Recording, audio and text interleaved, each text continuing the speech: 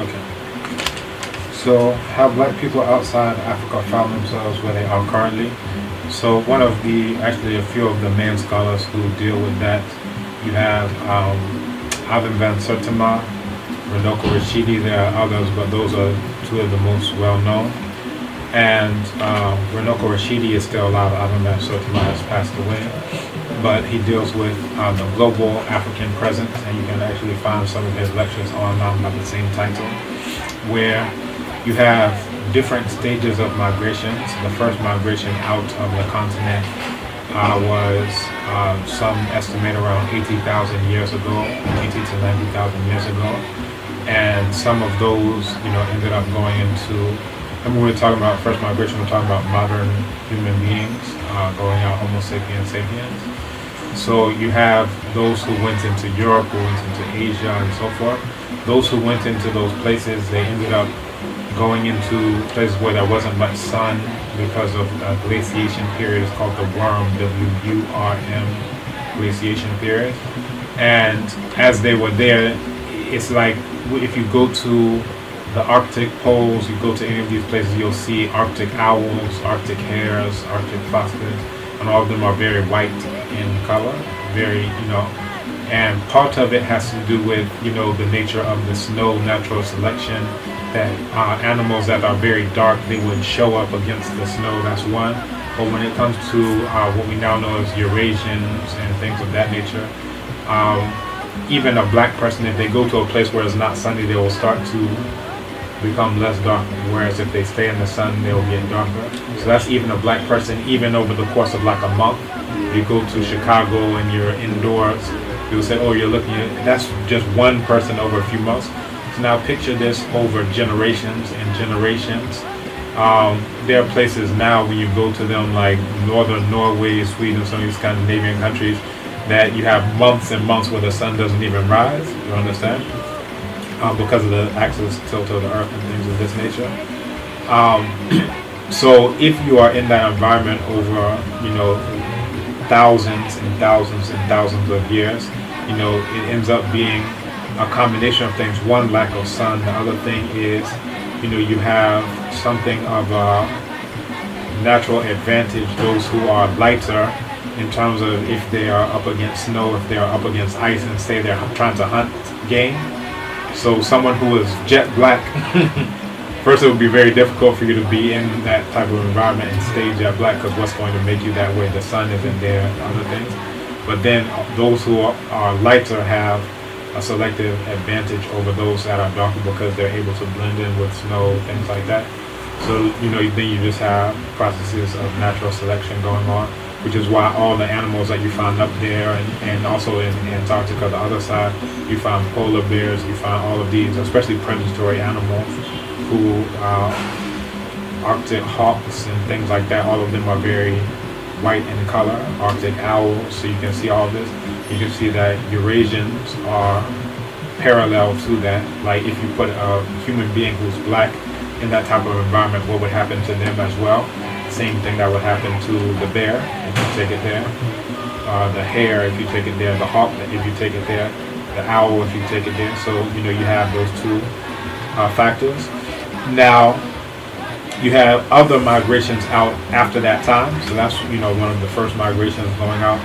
But then you have other migrations, and this is where we're talking about.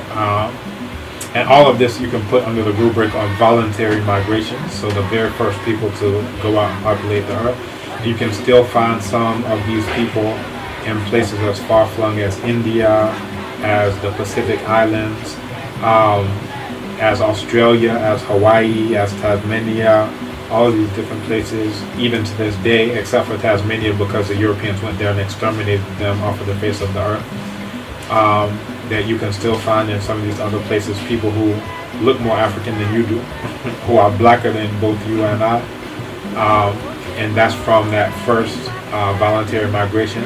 So that's one, people found themselves, where they are currently in the world because they migrated, they sailed there. The only way to get to Hawaii is to take a ship and sail there. You're crossing almost half of the entire Pacific Ocean to get to Hawaii, so how do you get there?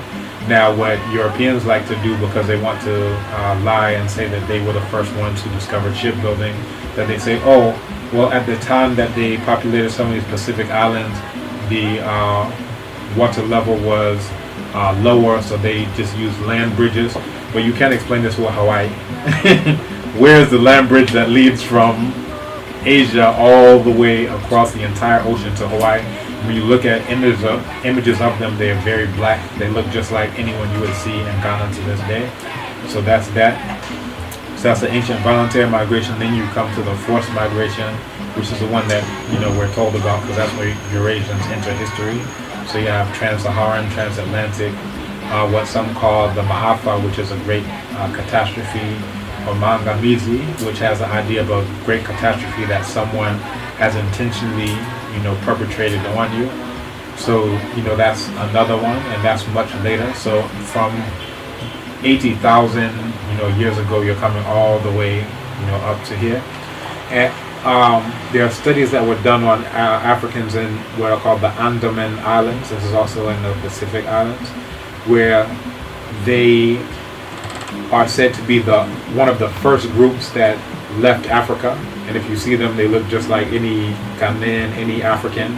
If you just say, oh, where are they coming from? You would say, oh, they come from Senegal or something like this. But yes, so they did a study and found out that their genetics are consistent with the very first people who came out. So you can get an idea of what those people look like and what Europeans would have looked like if they would have stayed in this equator type of region, but they didn't. They went out to a place where there's no sun, where there's snow, where there's ice, and all of those environmental factors shape them, into looking and acting how they are.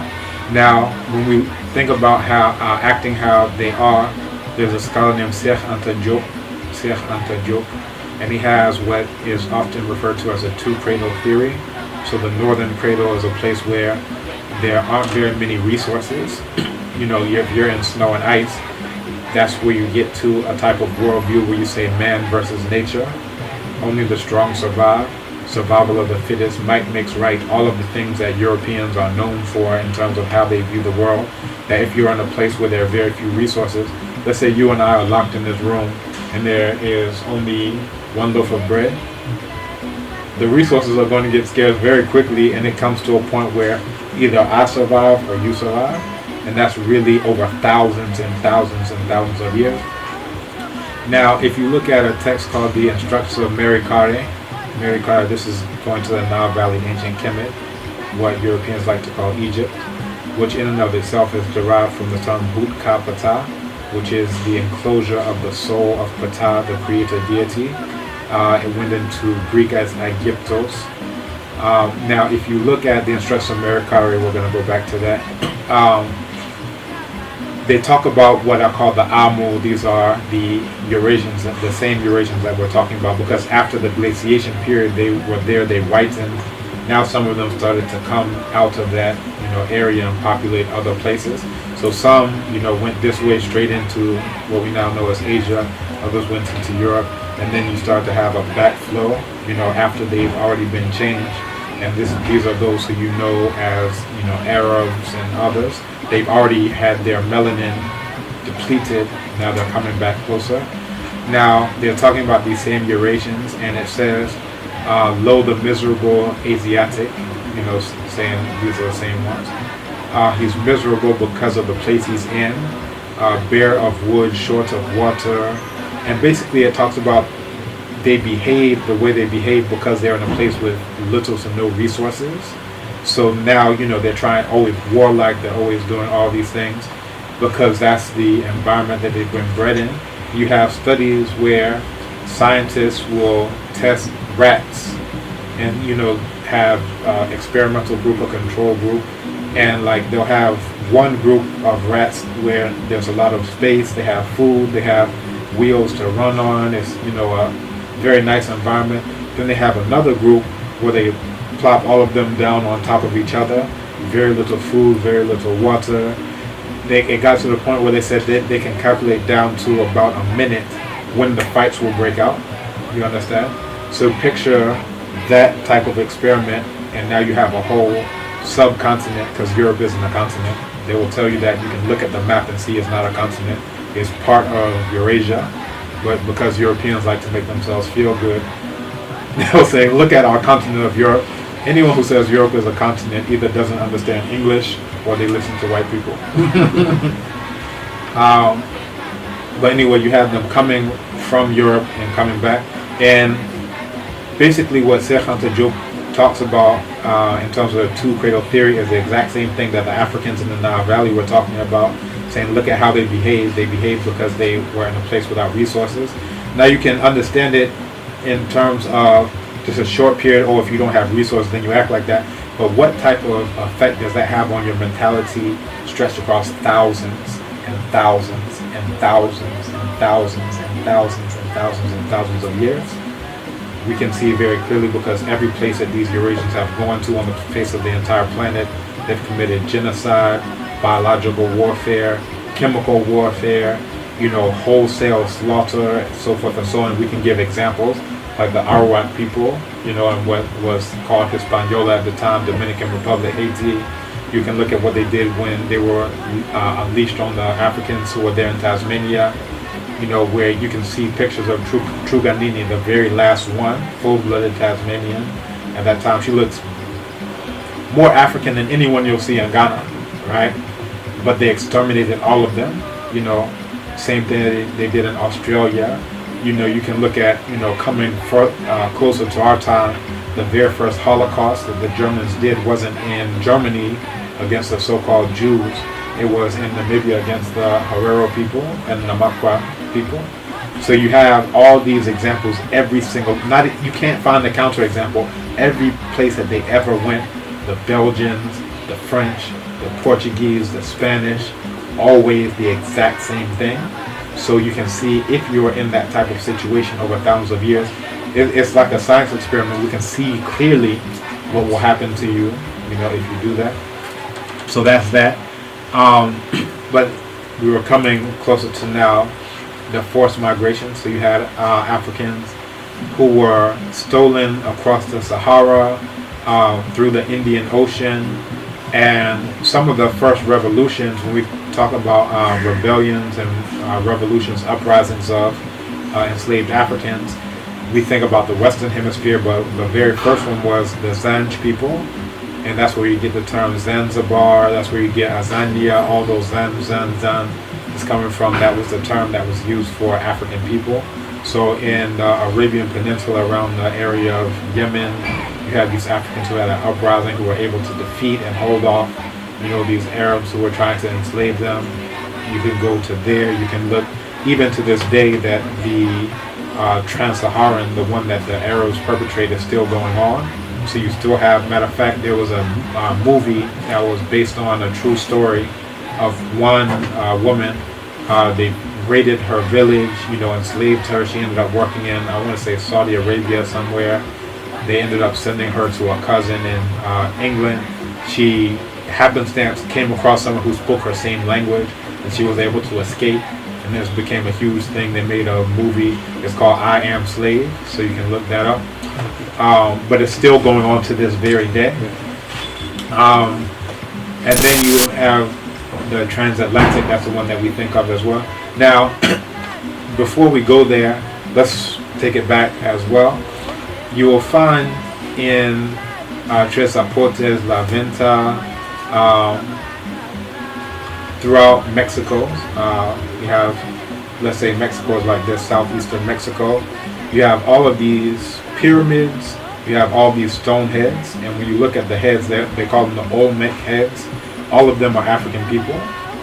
It looks just like how you're looking at me right now, but carved in stone, high as the door, from the ground up to the door, a solid boulder of stone, carved, looking exactly like you. Now,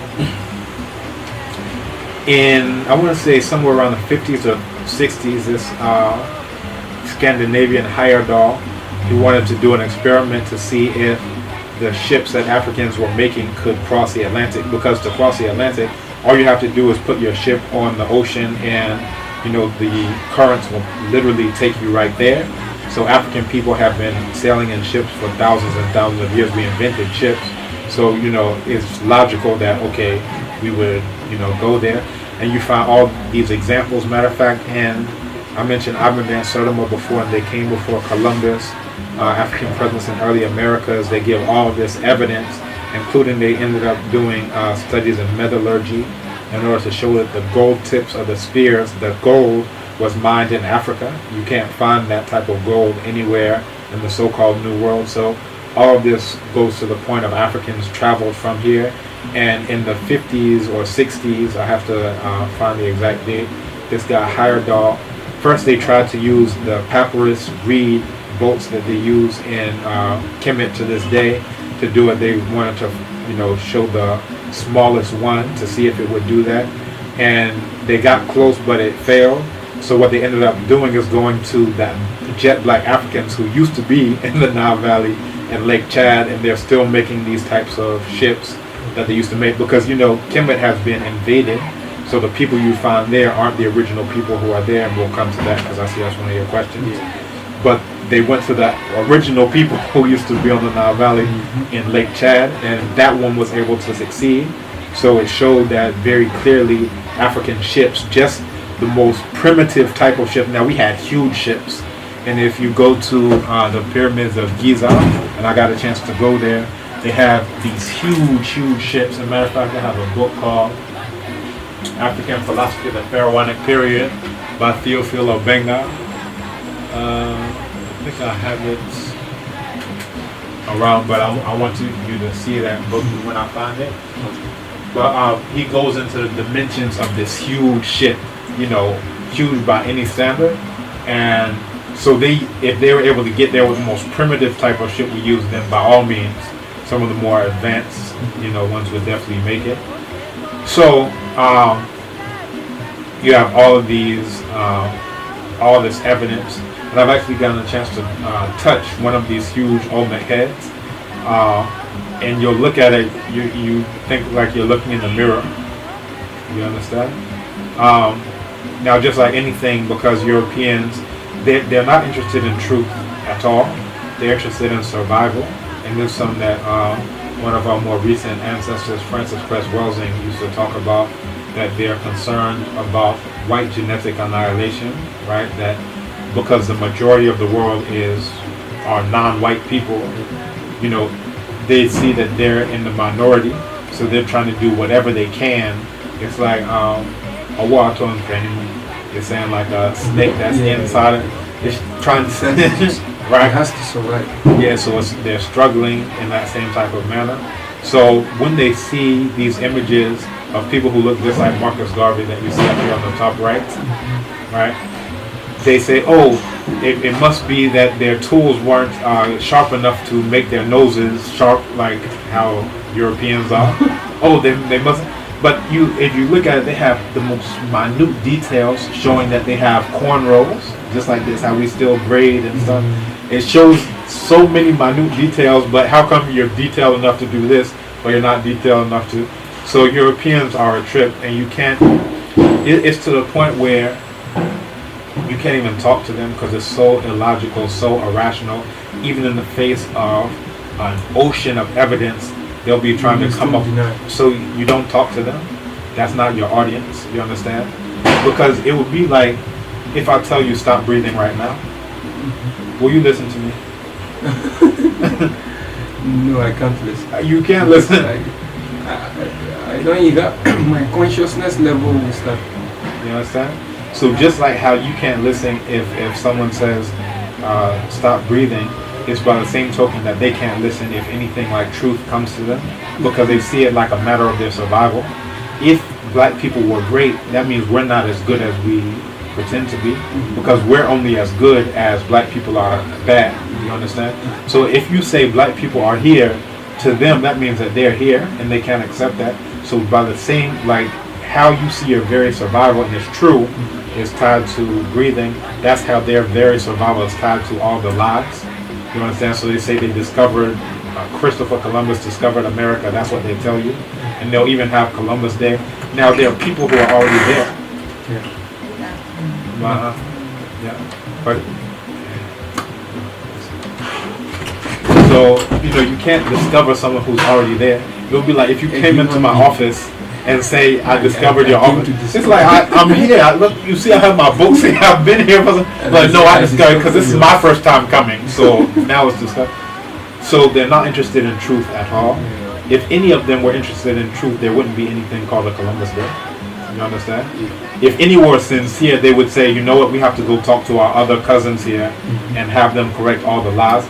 They wouldn't be coming up with movies like Gods of Egypt and all these other ones where it's supposed to be set in the Nile Valley, where everyone depicted themselves as black, showed themselves as black. The name for themselves is Kemet, which means black people. But then you take all these American actors and British actors and you put them there, and they can't even be there without putting on sunscreen every day.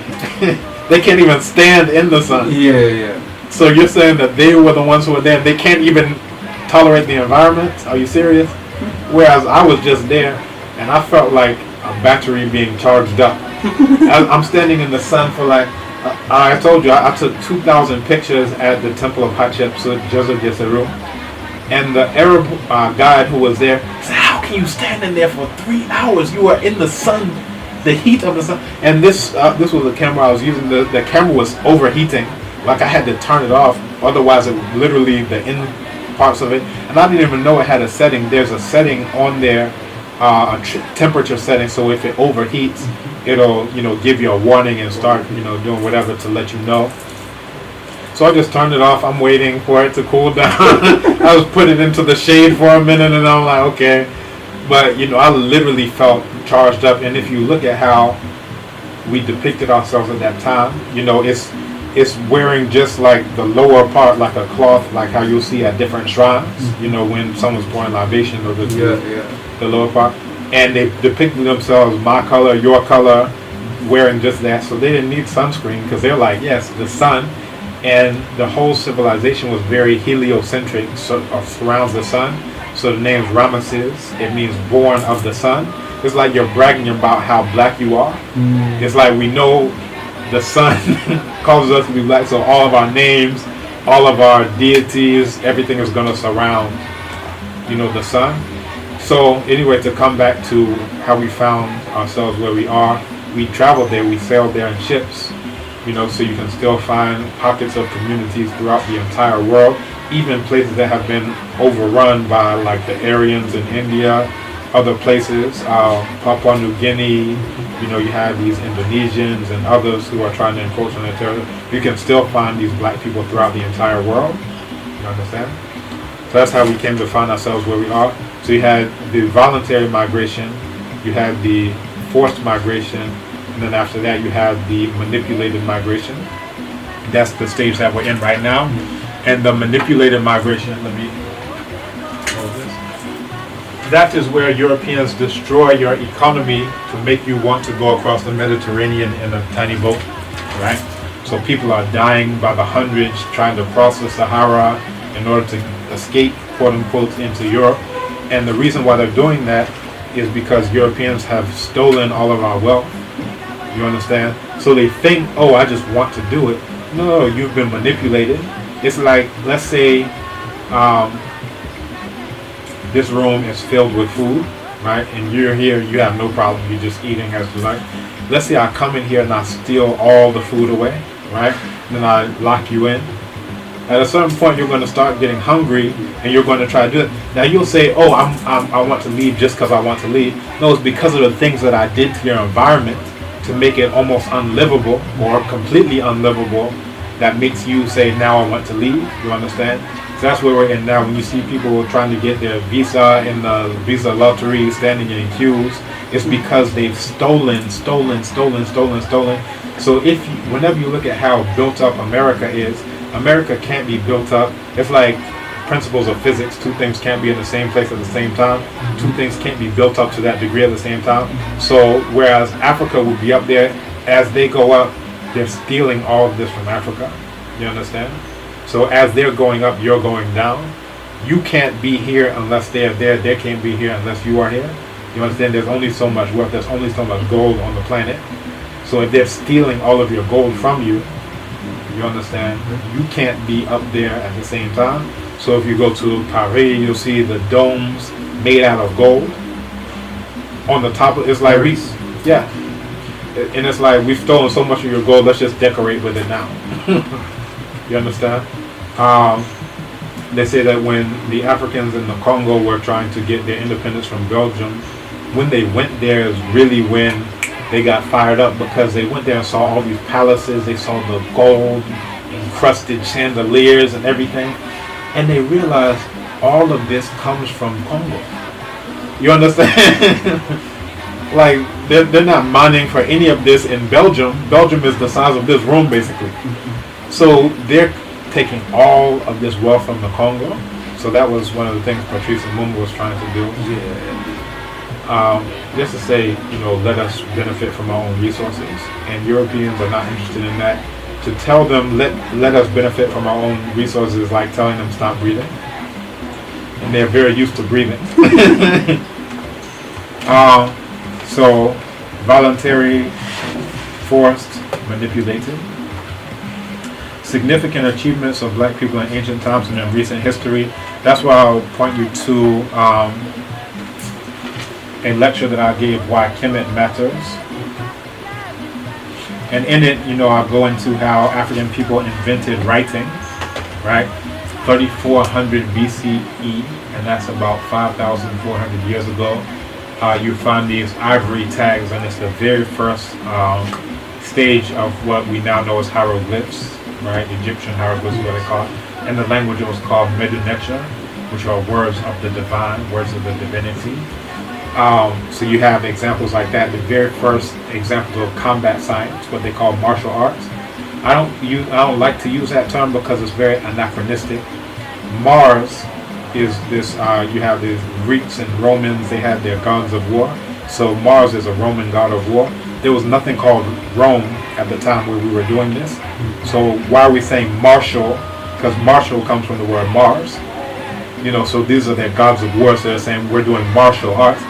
You understand? So if this thing existed 3,000 years before there was anything called Rome, there was no Rome, much less a Mars.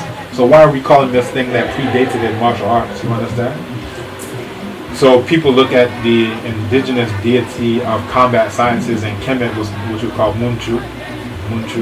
So some people like to say Munchu arts and things like that.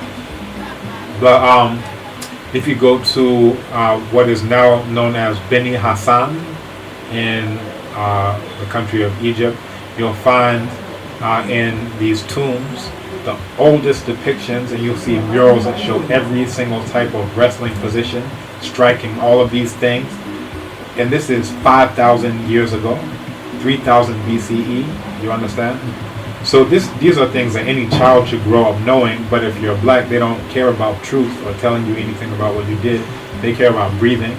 Because if you knew this, you wouldn't keep letting them steal all of your resources. You would be like, you all are small children, how dare you, try to do anything, to it. So they have a very concerted, effort to make sure that you don't learn about any of these things. But in that lecture, I go through every, area. The book that I was mentioning again, African Philosophy, the Pharaonic Period, is the same thing, where he gives actual texts, where he quotes it. He'll show what the text says in Medu-Neter, give the translation, and show how this shows how we had fine linen in the Nile Valley, because he's talking about I was dressed in this linen when I came back. That's the story of Sanhat. But they used to say, some of them say when they came here to discover us, or when they came here to help, and that's we were not in clothes. I mean, we were naked and all those things. So I think to know something like this is helpful. Yeah. So if you are interested in the original text, it's the oldest literary piece, in terms of an epic in the entire world. It's called Sanhat, and the author Aikwe Ama and his group is called Per-Am Publishers, the African Publishing Collective.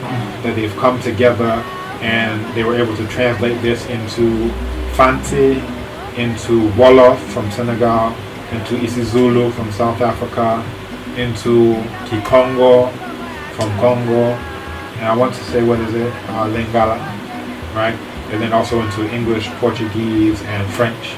So I have all these languages. So if you're interested in reading it, you can read the Medu itself. That's the so-called hieroglyphs. And then you can read the transliteration and then the translation in any language that you choose, right? And then you can go back and verify if you believe it. Then you can, it's been translated, hundreds of times. So that's that. Ship making, again, Obinga goes into this. He talks about the royal bark that they found next to the Great Pyramid of Giza, the solar boat they called it, and all these different areas. Mathematics. Now you have to go back even further than the Nile Valley.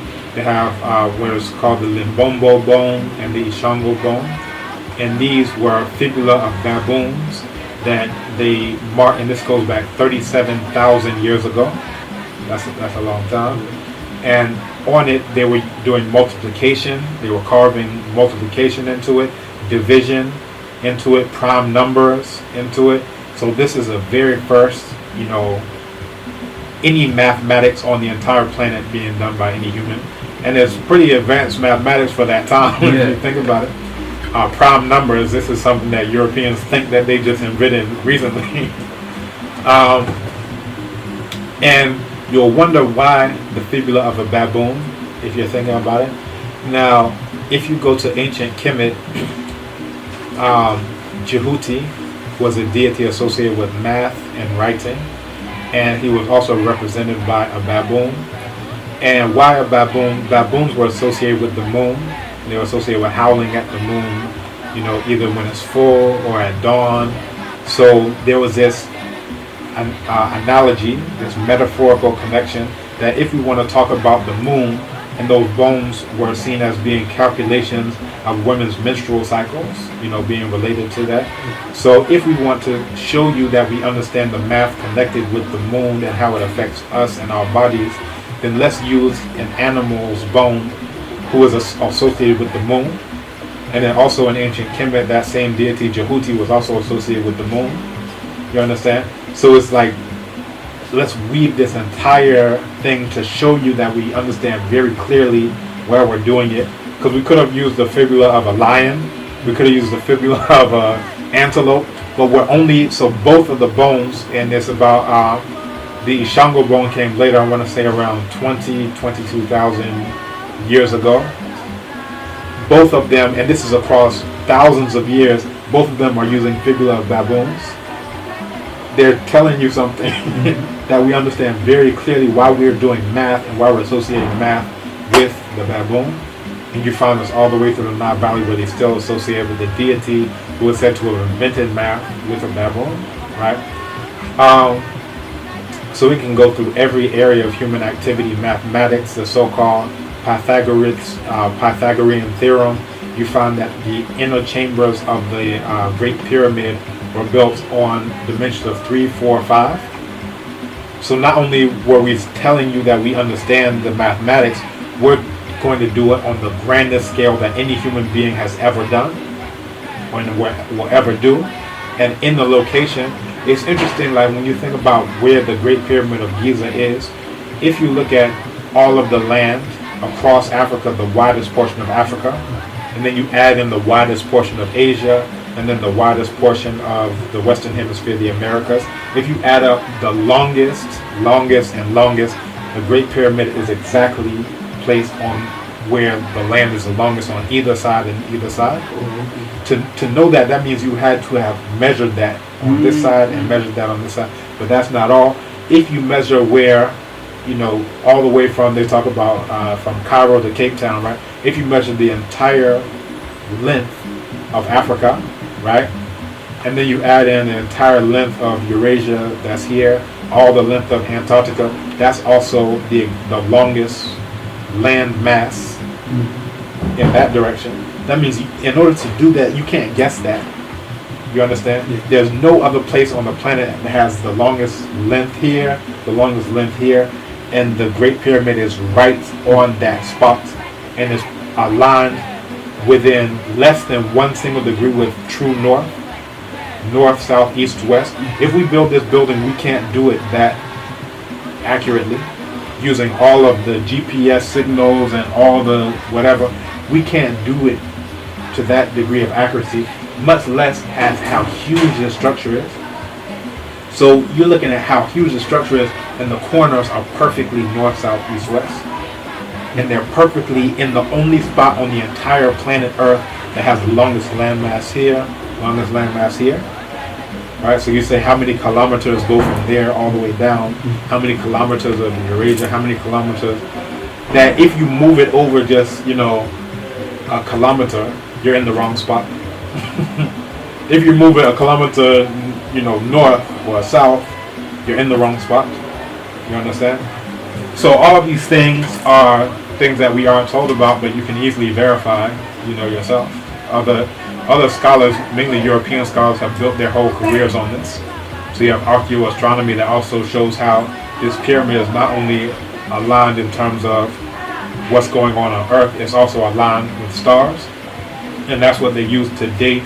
It was an article in Nature journal that they're able to calculate when the pyramid was built based on, there are these what they call air shafts. They're actually celestial shafts because they show exactly where you can, if you're looking from inside, where you can see the star only every several thousands of years.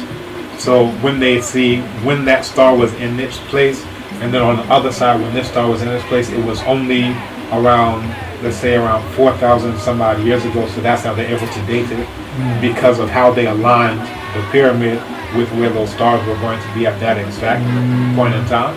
You understand? And there are other correlations as well with that. So if we're talking about significant achievements of black people, you have to list just about every single area of human activity. If you want to talk about recent history, we have a poster up top which shows inventions by black people, such as a PC. Dr. Mark Dean worked at IBM, and he has the majority of sole patents on the PC. So he worked with a team. He has more than anyone else in the team. I told computer is from the black. Yeah. And even, you know, it's not even necessary for them to tell you that. People will just guess, oh, it must be from the white man, right? And the paradox, or the thing that's ironic about that, is that, I hope this is recording. The thing that is ironic about that is African people, you know, that we were taken there in order to work, but once we're there working, you know, it's like, well, it's like we don't know that we were there doing something. So if you know we were taken there to work, well, what work did we do, right? So you have Louis Latimer, you know, working on the light bulb. You have, and he also was a draftsman for some of the ones who they claim were their best inventors.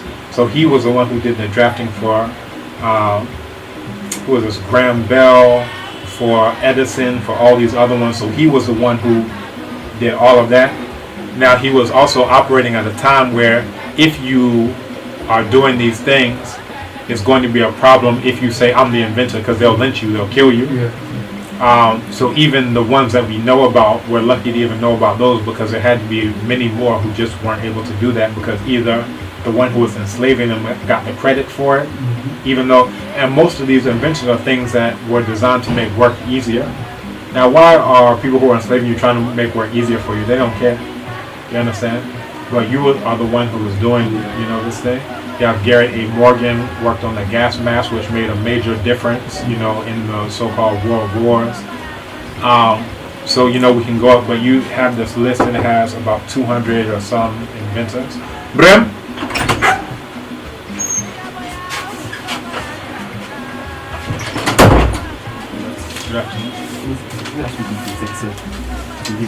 Okay.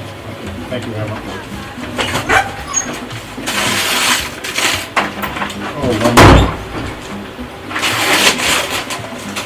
So I won the award for the best publication for this year.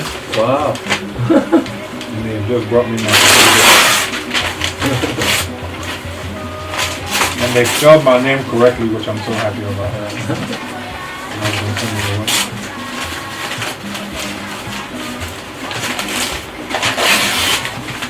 So citation, I'll clean that up. 2016 Provost Publications Award Early Career Citation. This award is presented to Dr. Obadele Kambon, Research Fellow, Institute of African Studies, University of Ghana as the winner of the 2016 Provost Publications Award Early Career. The award is based on your paper titled Theory of Endogenous and Exogenous Motivation and L2 Migration, which was published in Perlinguam 31, issue 2, 2015. Your article has been noted to be a great input in the area of language teaching and learning, and this work will be used by many researchers and foreign language teachers. Also, your work is deemed as provocative, perceptive, and a well-researched paper that has unmistakable relevance for the teaching and learning of foreign languages and target languages. Your write-up is an original contribution which challenges current theories that account for second language acquisition. Dr. Albadale Kambon, for your outstanding contribution to knowledge and scholarship and for breaking new grounds, the College of Humanities is proud to award you the 2016 Provost Publications Award Early Career. Congratulations, Professor Samuel Agyemnasa. Very good. This is perfect timing. So I'll find a place to hang that up somewhere around here. I won the award for the best PhD thesis when I came out in 2012. So I have that one at home. But I may bring both of those here and put them somewhere. So significant achievements. If you go to African Inventions, there's a site, Kumato, Kumatoo, I think the spelling is. But if you just do a Google search for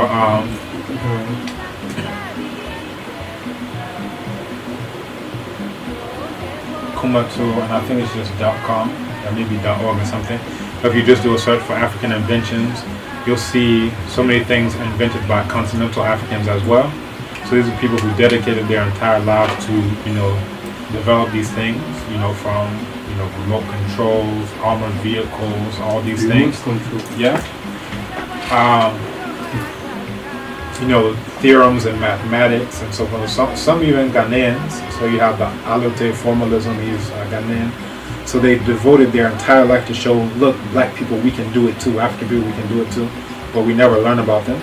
So imagine if you go into science or math or engineering, you devote your whole life and then you develop a camera, right?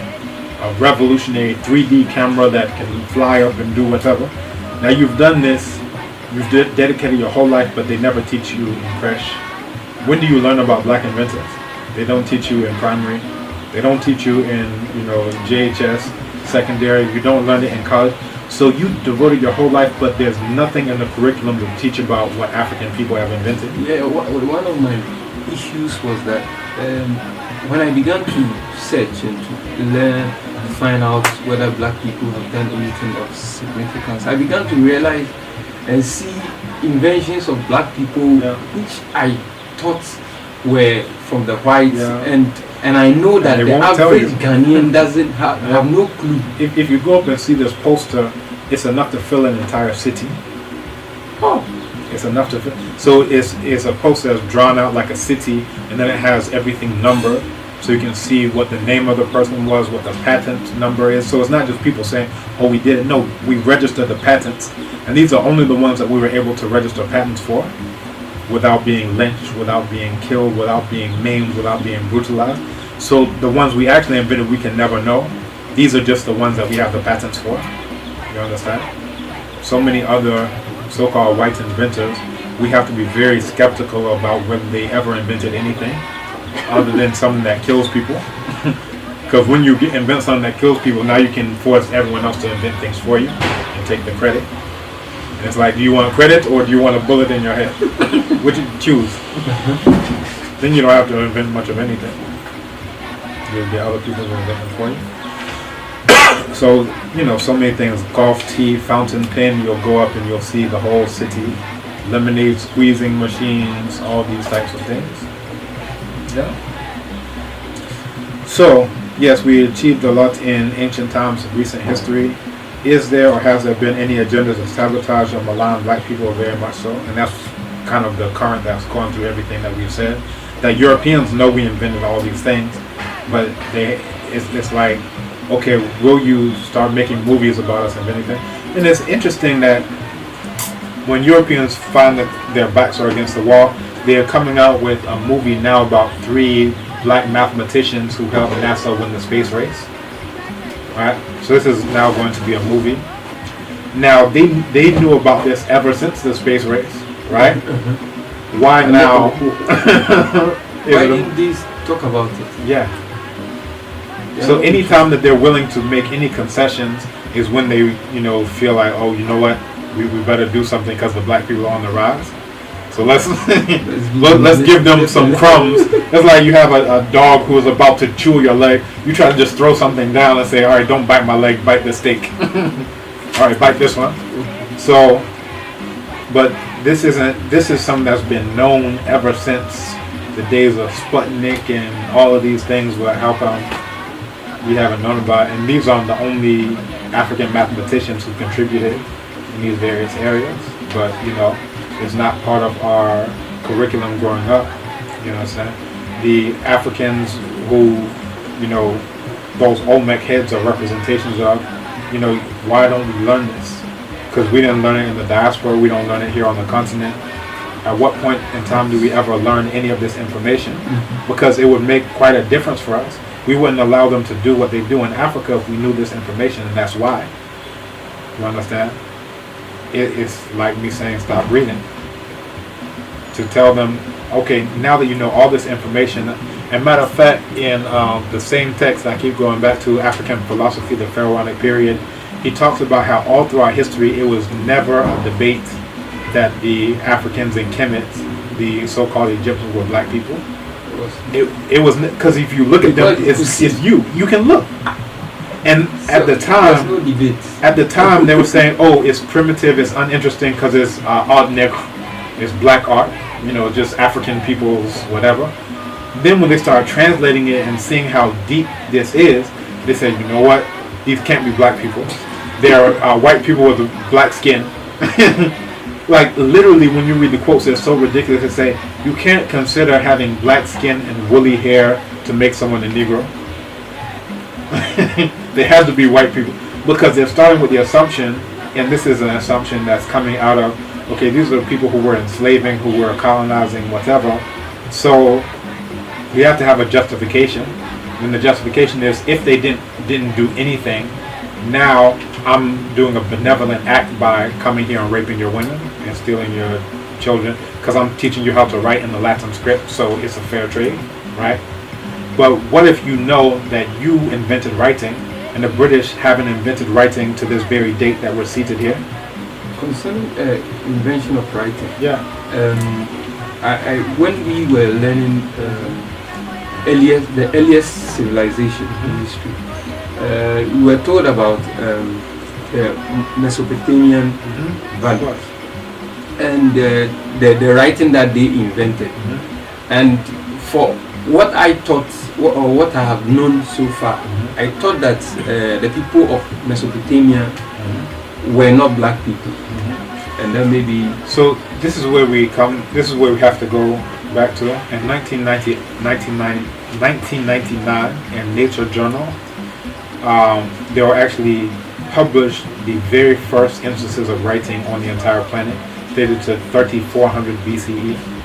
Now, writing in Mesopotamia is dated to around 3100 BCE. So just before we deal with were those people there, black or not, first we have to go into what came first. And the writing didn't start anywhere close to Mesopotamia. Like when you look at the Nile Valley, the Nile goes all the way up into the Mediterranean Sea. That the earliest examples were in Abydos, it was called Yebu, and then Kustu, which is even further south. So when you want to trace where writing started, you have to go as far away from Mesopotamia as you can get. And then when you look at how people traveled, how Nile traveled, the Nile Valley flows towards the north, right? So you're not coming with information and let's sail upstream and give these people some knowledge. First, the dates. Nile Valley came before, and then where it started came before as well. Now, when you look into the earliest examples of who's African and who's not, you look at something like the inscriptions of Winnie, right? And this was a general around the, I want to say, 3rd dynasty. So still early what they call Old Kingdom. And when he talks about who was coming together in order to fight these Asiatics, they combine all the black people, only the black people. So they say we're pulling together both sides of the Nile, north and south. We're pulling together all the different types of Nubians. And when we say Nubians, it's just another way of saying black people. The Warat Nubians, the Irjet Nubians, the Sajer Nubians, the Kau Nubians, Cheme, all of these people. And when we say Cheme, usually it's as far south as you can get and still be, in the Nile Valley dealing with, here's where the Sahara Desert is, here's where the Nile Valley is. It's basically, saying Sudan type of area, the west side. So they brought all these different types of black people together to fight these Eurasians. You understand? And in the book I'm writing, I'm dealing with that. That's the very first instance of Pan-Africanism, right? You got all these different types of black people coming together for a common goal, right? One aim, one destiny, like Marcus Garvey used to say. That's the very first instance that I've found in the written record where you can see African people coming together purposively in order to do something like defense or offense against our enemies. You understand? But when you look over time, that type of what led me to find this is that African people say Kemet means land of black people, right? Which is what it is.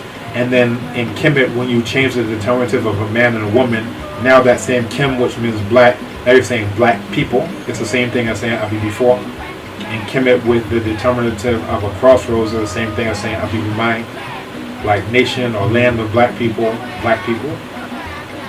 And I was like, if this really means black people, and this was just a hypothesis, it was just a guess.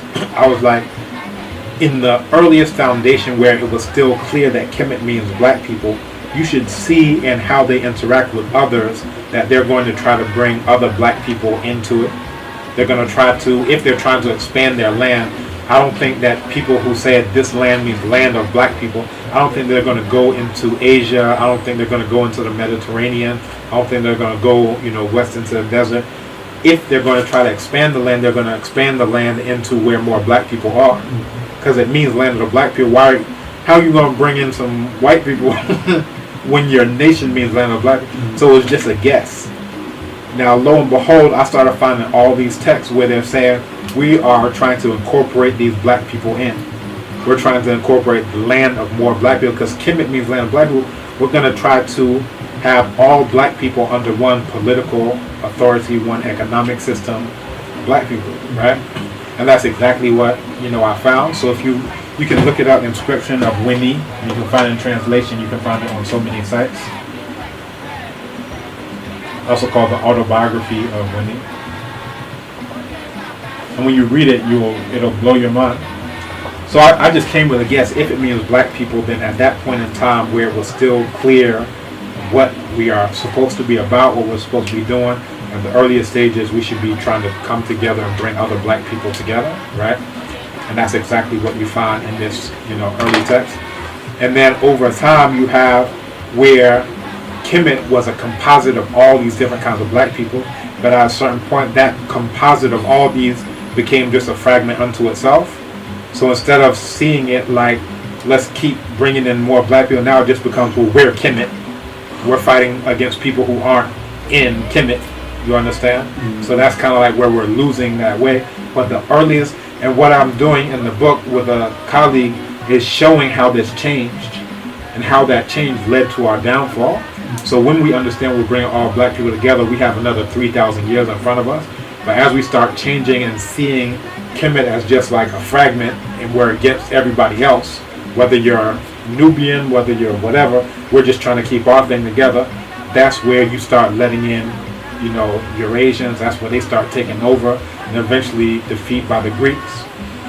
And in the Greco-Roman era, you go from Winnie, which is the most Pan-African thing, to it's another text called Setne, Setne and Setosire, and in it is talking about, we are Kemet and we're fighting against Nubians. You understand? Mm-hmm. So it went from us all fighting together to now when you're under the Greeks and the Romans, you're talking about how we in Kemet are trying to fight against the Nubians. Something changed. The mindset changed. At that point, Kemet is meaningless. You understand? You went from understanding that we're all black people, we have to come together to fight these Eurasians, to now the Eurasians have conquered us. And where's it? And one of the most shocking things is like sacrilege is Amun. That was the major deity, and it was found in the south. Waset primarily was the locus. That you have so many of the rulers who have Amen in the name. When you pray, you say Amen, that's the name of that deity, Amen. Someone who's born on Onyami's day, Kwame, Ama. And if you want to respond to them when they greet you, say, yeah, Amen, that's the same, Amen, Amen, Amen. If you look at that time, so many of the rulers have the name Amen in their name. So it's like how the Yoruba do, they'll have Shango, which is a deity, and then Shango Dele, Ogun, which is a deity, Oguntunde, or whatever the thing is, right? It was just like that, where have Amen and then say what Amen is doing. So Amen Hotep, that's Amen is satisfied, right? Amen Imhat, that's Amen is in the front. You have so many of them, and that's Kemet, right? But in this text, the Greeks, they're saying, oh, you Nubian, you and your deity, Amen, right? You're trying to come here with your deity. It's like, wow. And that's probably the first instance I've ever read of propaganda of Europeans trying to set Africans against each other. You understand? And we can find so many examples in recent times. But the point of knowing history is to see the pattern. Like what happened the last time this happened. You understand? And then that will give you some, this is a quote here by Dr. John Henry Clark. He says, history is a clock that people use to tell their political and cultural time of day, as a compass to find themselves on the map of human geography, to tell what they have been, where they have been, what they are, and where they are, to tell where they still must go, who they are, where they are from, and what their potential is as a people. If it fails to do so, it is useless, right? So knowing this isn't just like, oh, look, I know this. It's supposed to tell me something. Like, if that's what happened the last time we allowed these Eurasians to come in, what should we be doing as a continent? Should we still be letting them in when we know it led to our downfall? But if we don't know any of it, how can we even? It's like now is the first experiment, right? As opposed to, well, we know what that experiment does. If you add this chemical to this chemical, it's an explosion. Now imagine this is the first time you do it and it explodes in your face. Okay, we can't blame you for that. You didn't know. But now imagine you take those exact same chemicals the next day and say, I wonder what's going to happen. This is what happens when you don't have a memory. Because these are, what happened in history is like science experiments. And you write down the results of your experiments, so now you have that and say that this is what the result is. But as insane as it would be to mix those chemicals again the next day, and then boom, it explodes in my face again. And then the next day, boom, that's how insane it is for us not to know this history. Because then we'll do the exact same thing again and again, and it keeps hurting us, and we have no idea, and we can't even remember to yesterday that it didn't work out well, right? A Eurasian says insanity is doing the same thing over and over again and expecting different results, right? This is Eurasians telling you this, but even still, they're perpetrating this against us. So yes, there has definitely been an agenda to sabotage and malign black people, and part of it is just by not letting us know anything outside of the past few hundred years. What more sabotage can you have than not knowing anything over the past few hundred years? If law operates on precedent, you understand? What's the precedent for this? Was there another case like this? Everything, law is all based on the documentation and history of this is where we've been, this is what we did in a similar situation, so that's what we should do now. Or, understand? But what if you have a law library that is all of your precedent and you run the whole thing down? You understand? Or like what they actually did, you put it in museums in London, in Paris, Paris, in Moscow, in Turin, Italy, all these places. This is where you found all the texts. So if you go through a list of every papyrus that's been found outside of Cairo, you won't find them in Africa. and it's only still there in Cairo because it's been overrun by Arabs. Understand? So they did study DNA tribes in 2012, 2013. Yeah, 2012 thereabout. They did a DNA test of Tutankhamun and Amenhotep III and other, members of the royal family, and they discovered that their closest genetic relatives are found in southern Africa, East Africa, around the Great Lakes region, that's Rwanda, Uganda, that area, West Africa, which is where we are, then the Sahel, and then the Horn of Africa, like every part of Africa before you get to North Africa. You understand? That means the people who are in North Africa now aren't related to those people who were there at that time. And it's very significant in terms of Amenhotep III, because some people would say, oh, well, Tutankhamun, he was descended from Queen T, who was known to be a Nubian.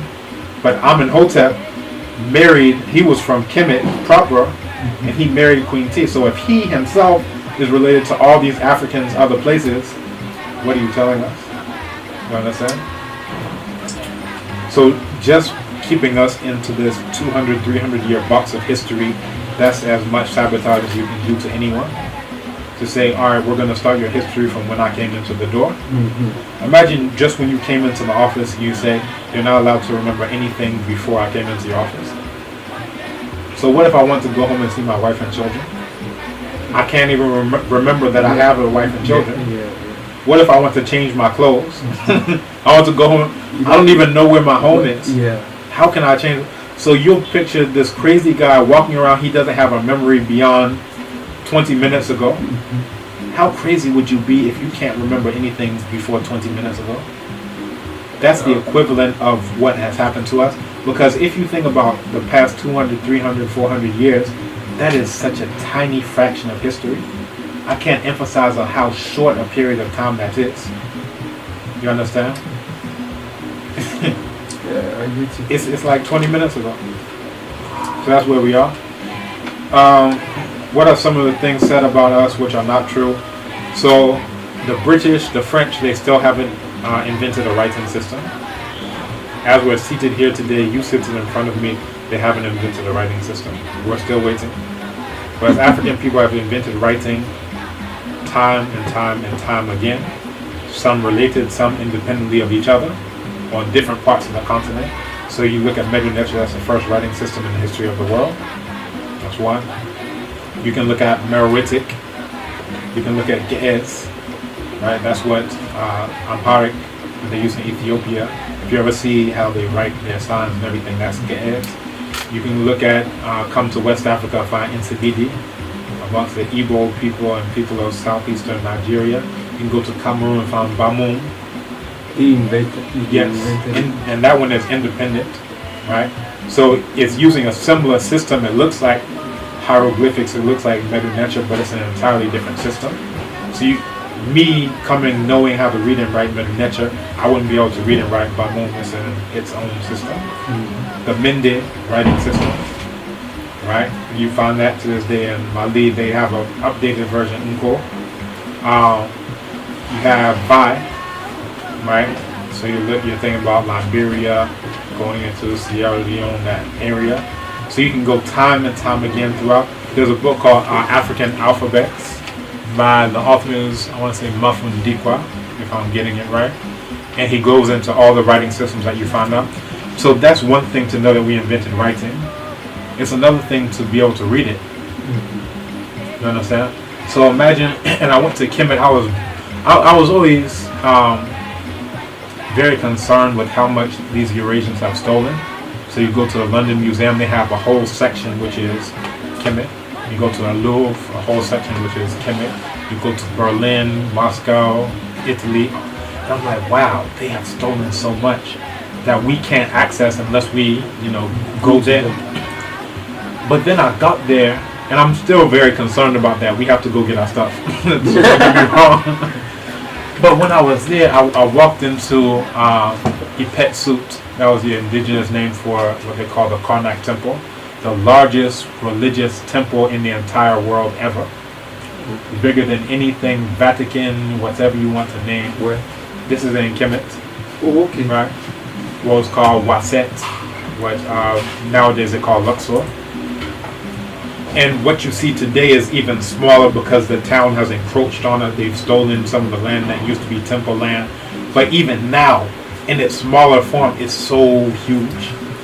And every single square inch, millimeter, whatever system you want to use, you find carving, writings.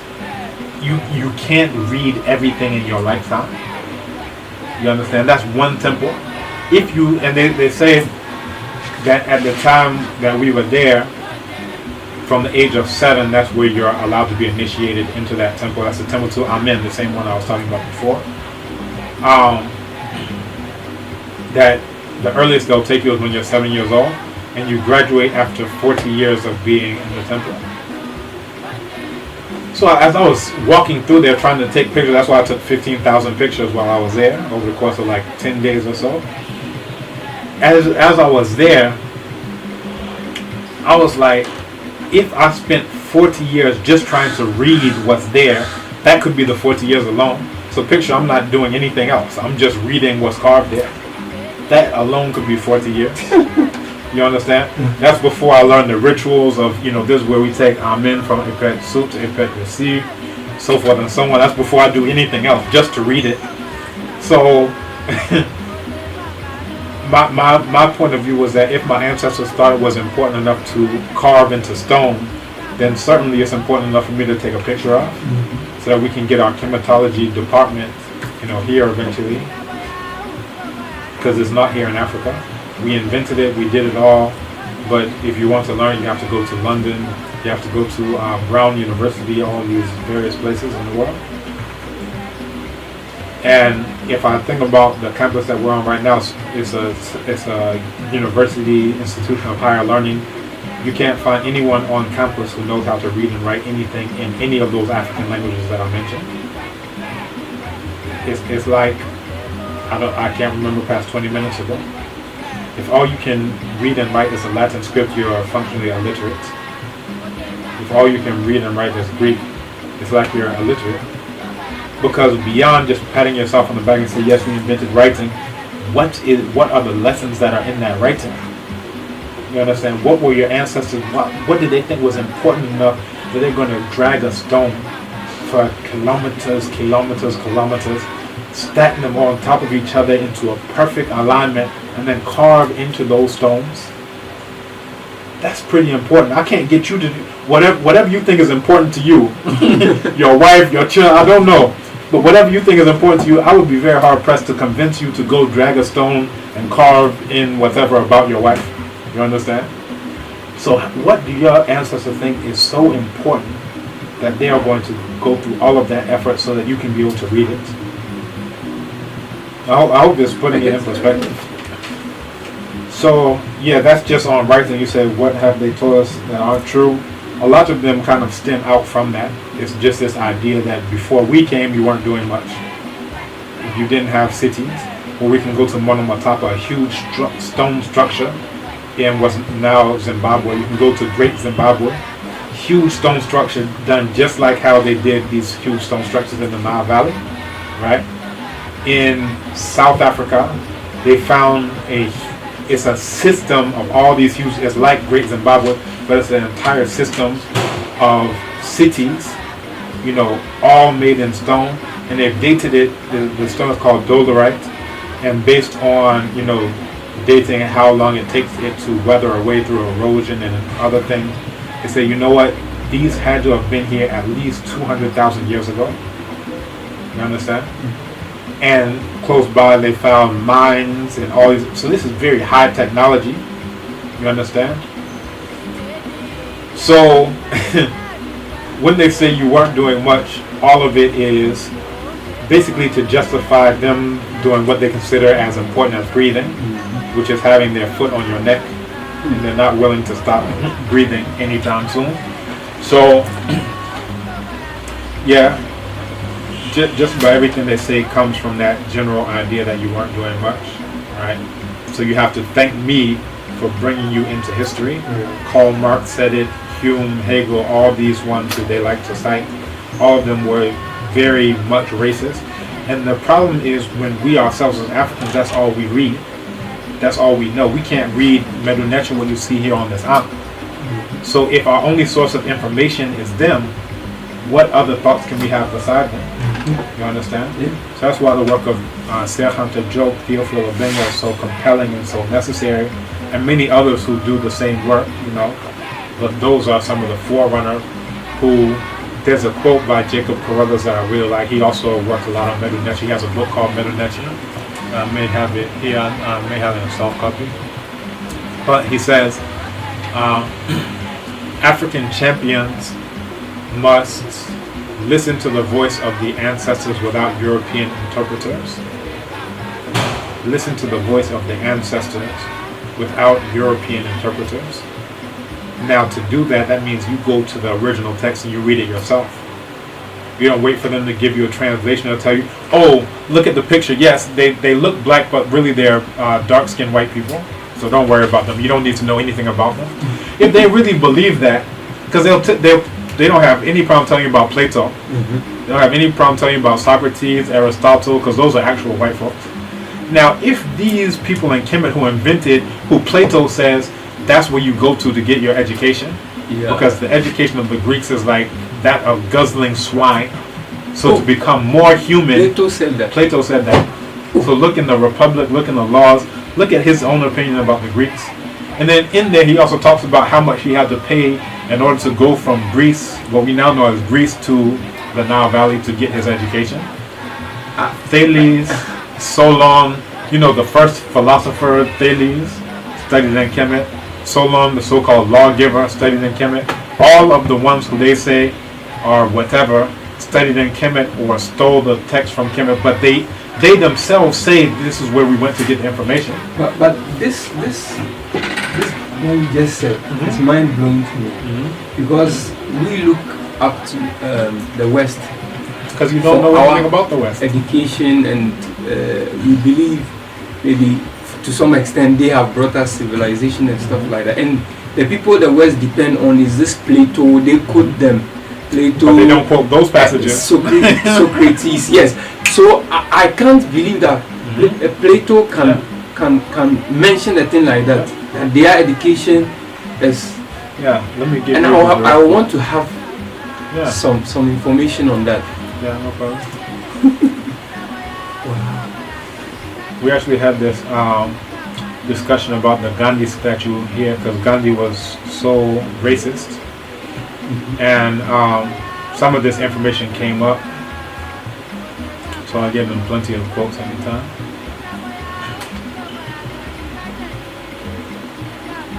Wow.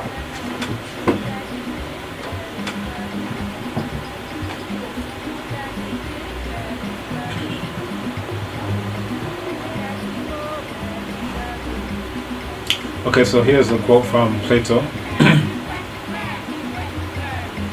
He says, "One ought to declare then that the freeborn children should learn as much of these subjects as the innumerable crowd of children in Egypt learn along with their letters," Egypt being Kemet.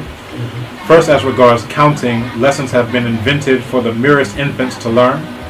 By way of play and fun, modes of dividing up apples in chaplets, so that the same totals are adjusted to larger and smaller groups." So this is how we taught mathematics at that time.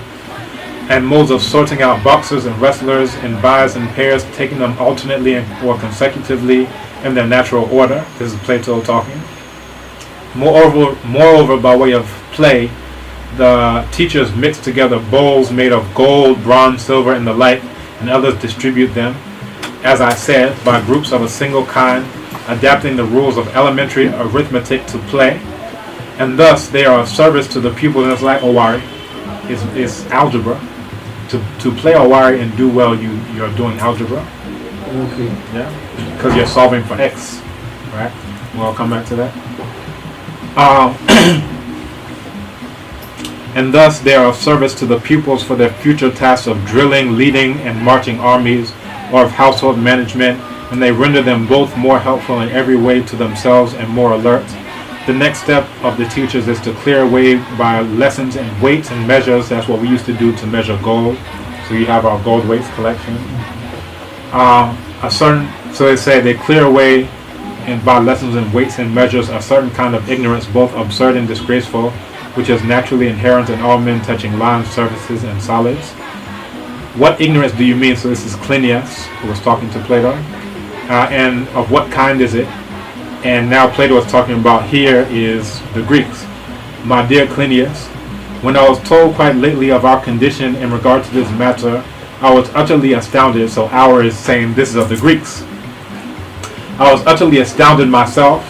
It seemed to me to be the condition of guzzling swine rather than of human beings. Human beings is us, black people. And I was ashamed, not only of myself, but of all the Greek world. So this is Plato. You can find it in the Republic. You can also find it in the Laws. I have a pen right here. Can I? Yeah. This one. As for this fellow, to say nothing of his dark skin and protruding lips. So this is now another Greek talking about how he knew that they were Egyptian. He said, as for this fellow, to say nothing of his dark skin and protruding lips, he's talking about us, and spindle shanks, he's talking about Yuan Konghia, like Anansi's child. His words came out tumbling in a heap, one on top of another. It was Greek, of course, but the voice, the accent were Egyptian born. So you know that he wasn't really Greek because of how dark he is, but then also because of his Egyptian accent, right? And then his hair, no free man had ever tied his hair up in a knot behind like that. So he's talking about this. Oh, but that is a sign of noble birth in Egypt, Licinus. All gentlemen's sons wear their hair done up till they reach manhood. It was the other way. It was the other way with our ancestors. Talking about the Greeks, they didn't do this, right? The top knot, the golden grasshopper, to keep it together, were the proper thing for old men in their time. So he's talking about the cultural differences, the physical differences, the linguistic differences. To know that they're Egyptian, you know that they're black, right? So these are your Greeks talking. So there was no question about it at all until they realized how profound it was. Then they started trying to come up with excuses. Oh, well, they're dark-skinned white people. They're not black. Exactly. They said no, they weren't black. They weren't Negroes. They were red. You can't handle it. It's like me telling you stop breathing. Their very existence depends on all of these lies. They built a whole castle on the sand, and now we're going to ask them to move it. Right? Yeah. They would rather just go down with the castle than to say, you know what, we did wrong. Let's start deconstructing it one by one and put it in a good place. You understand? They're not willing to do that because all the things they built up are built up on lies. And our willingness to assist them in continuing to build it up is built on lies. So if we come to these are lies, we'll stop building for them. Just about everybody in this university, when they graduate, they want to go and help them build it up further. You understand? But what if you realize that's not what we're supposed to be building up? We're supposed to be building up our own thing. You know, two objects can't be in the same place at the same time. This is physics, right? So you can't be there building up their thing and at the same time be here building up your thing. You understand? So they're very intent to keep us saying, oh, you know what? The Europeans have invented everything. Let's keep helping them to build up. Then I'll get some crumbs that they throw down to me and everything will be well. The crumbs is a Mercedes, Benz, and whatever else that they throw to us. That we don't want a car factory. I have a friend, and he's like so many people. He wants a private jet at sometime in the future. He's so broke he barely has a car, but he wants a private jet. And I'm like, for me, the thinking is so backwards because instead of wanting a private jet, he should want to produce a jet factory here in Africa. Instead of wanting a Mercedes-Benz, he should want a car factory here in Africa. If you just think about all the Mercedes-Benzes that all these big people drive throughout Africa, the money from only, I'm not talking about BMW, I'm not talking about Toyota. I talked about the cars. If we only look at the money that is spent in Africa on Mercedes-Benzes, that money is enough to build a car factory probably the size of Togo. Just the Mercedes-Benz. The factory would be the size of probably a small country. At least Equatorial Guinea. You have to rethink. So the whole thing is that they can't be, and this is Amos Wilson, a great psychologist who talked about this, he said they can't be where they are unless we are where we are. So it's like in our minds we refuse. So I have a website, Abibutu Mikasa. Black people would rather go to Facebook and talk about, yes, less African liberation. They would rather be building up Facebook than to assist in building up the African one. You understand? Facebook can't be where it is unless black people are helping it, and everybody else, but black people are the ones who I'm concerned with. And as opposed to saying, you know what, let's stop building up these things for white folks. So even the ones who are supposedly conscious, who know some of this information, they're still helping to build up white stuff. But they can't be where they are if we say, you know what, we're going to take the foundation out from underneath them. You're standing on a ladder, I'm going to pull the ladder. Without our African ladder, they can't stand where they are. Yeah. So the only way that they're able to stay in their position is our adamant refusal to stop supporting them. You understand? In our Visa Lotto, when we give them money, they say there's more doctors in abroad in America than there are in Ghana. Got more Ghanaian doctors abroad in America and in the UK than there are in Ghana. Ghanaian doctors, more there than here. But imagine if they said we're not going to be paying taxes here anymore. We're not going to be paying rent in the UK anymore. We are taking all of our services back to Africa. The whole thing would collapse. It's like Buhari. Cameron said they're so corrupt. He said, well, just give us back our money back.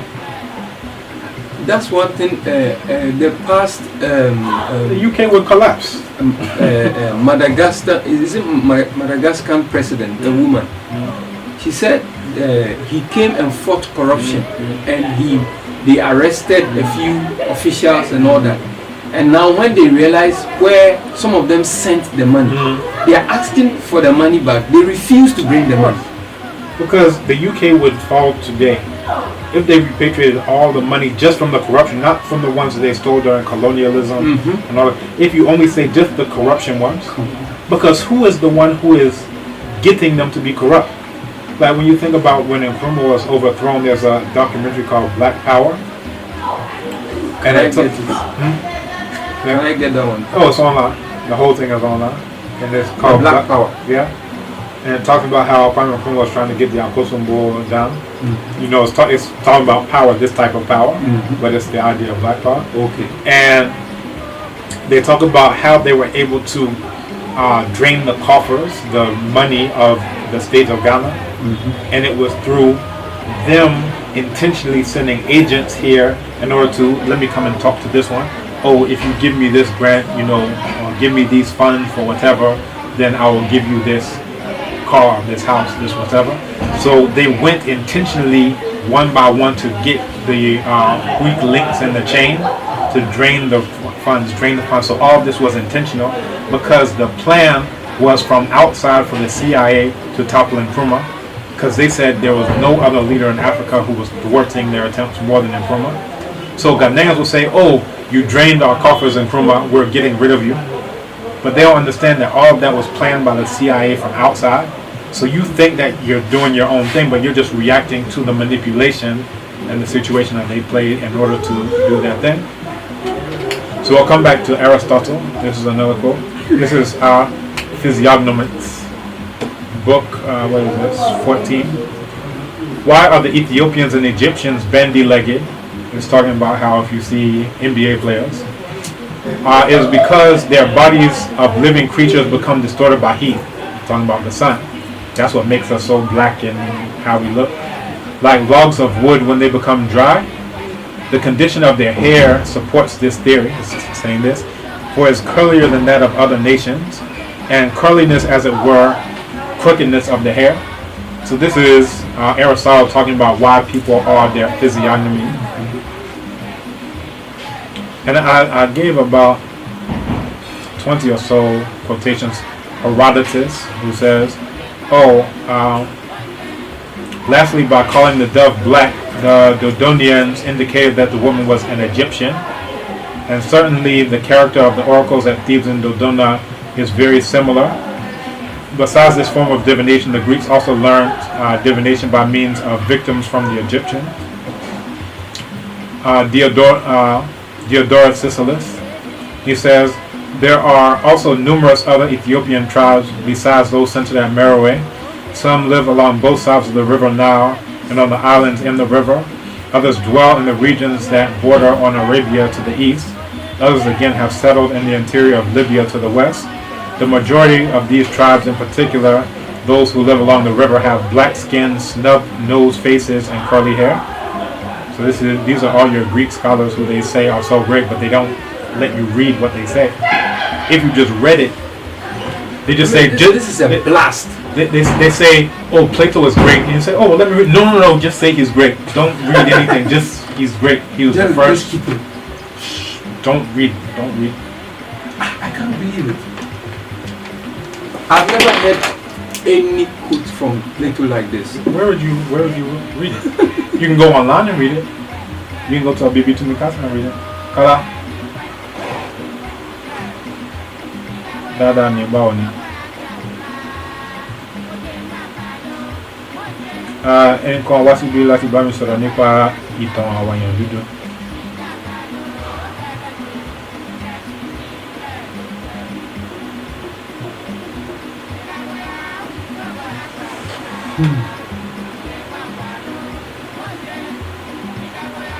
Nígbà wo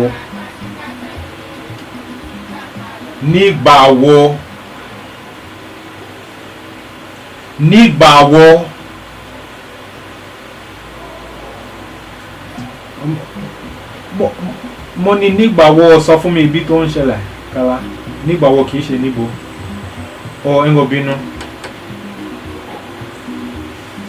nígbà wo ni o fẹ́ lọ nísinsìnyí fún mi ní ọgbọ̀n ìṣẹ́jú.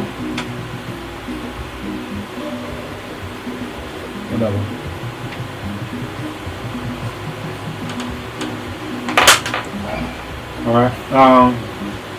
Another one by Diodorus, he says, the whole of India is traversed by rivers. As for the people of India, those in the south are like the Ethiopians in color, although they are like the rest in respect to countenance and hair.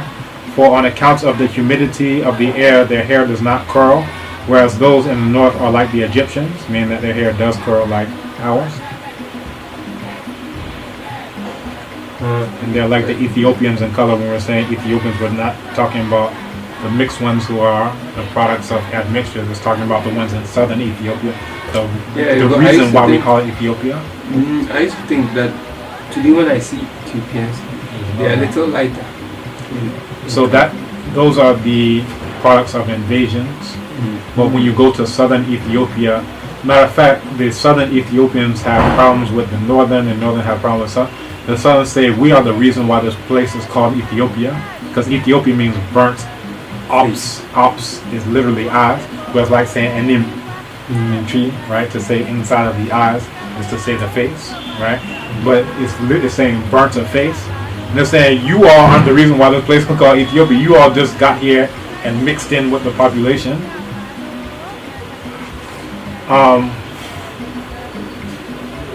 The Ethiopians said the Egyptians are settlers from among themselves, as again Diodorus, and that Osiris was the leader of the settlement. The customs of the Egyptians, they say, are for the most part Ethiopian, the settlers having preserved their old traditions. For to consider the king's gods, to pay attention to funeral rites, and many other things are Ethiopian practices. Again, Ethiopia before it became the first one to be conquered by Christianity. Also, the style of their statues and the form of their writing are Ethiopian. Also, the way the priestly colleges are organized is said to be the same in both nations. For all have to do with the cult of the gods they maintain are ritually pure.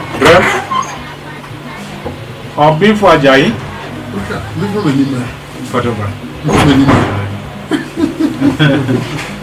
Good afternoon. I've been for Ajayi. Nsimfua asichire. If you want. To keep out. I've been for the other. I think I'll be in dialogue with this. I prefer to be in dialogue with that man. You need it for conducting it. You need it to conduct the choir.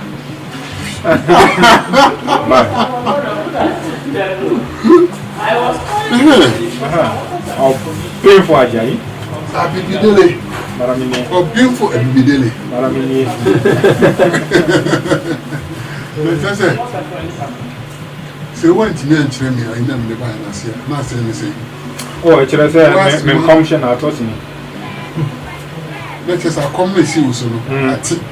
Unim, say, you know, monsieur, I will crew a pie cracker. Say, wouldn't know if we saw crew and one, it's just a one consumption.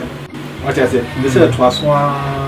The Emra Meconombi, it is a area and memoir, this is which I see. Yeah, did you feel the last evening, the last one? Sakasano. And then it meant to me, so I said, Castle Dosso, yes. Now, me name baby fever, and see when you're one, when you're a couch. We'll be on the island. Yeah. Our Ghana. In our churches. Churches in quite some too. Not of being in Now, I'm need to see a tool from the university. Be at them. So, our professor will trade you today. And one, say it. Or say you trouble tea and watch it more and none and handsome, and I know they're meant to me. Okay. Me toss a big rampoa and send fata. They say a pure one to me or be a bra me name there, baby. Every say, I don't cry, but I say free Congo, and I say free Tanzania, and I say free Nigeria. I don't cry, but Buami and Mammy who say, oh, Abia, and Bay Babies are not so area Senedia. At Dosso, Sanka, Japan cry. For Cuba, Casapuro, woman. They won't so. I said, Bakuno free or a Senior Break. If you see them break, it is like the language is from Senior Break. Oh, yeah. Minim Cadabia, I Obi can cramp one, Minim say, or Wogo Bell Crama, and I say, or Kajam Wakasa. Is it a no cramp 1 million minimum one? It wouldn't say, I teach you about the Sakasa. I am in sir. Oh, since I know if you're mineral bone command, I'll probably answer about a mineral bone. It one is a teacher or media on free senior or free breakfast. Now, so free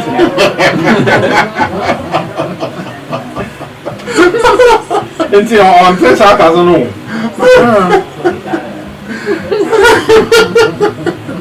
This is never to be good. They still for the meal or some over the you got fish me pa Mate, you got Mate, Yama, Yama and Daurama, you beautiful Jay, of beautiful epidemic.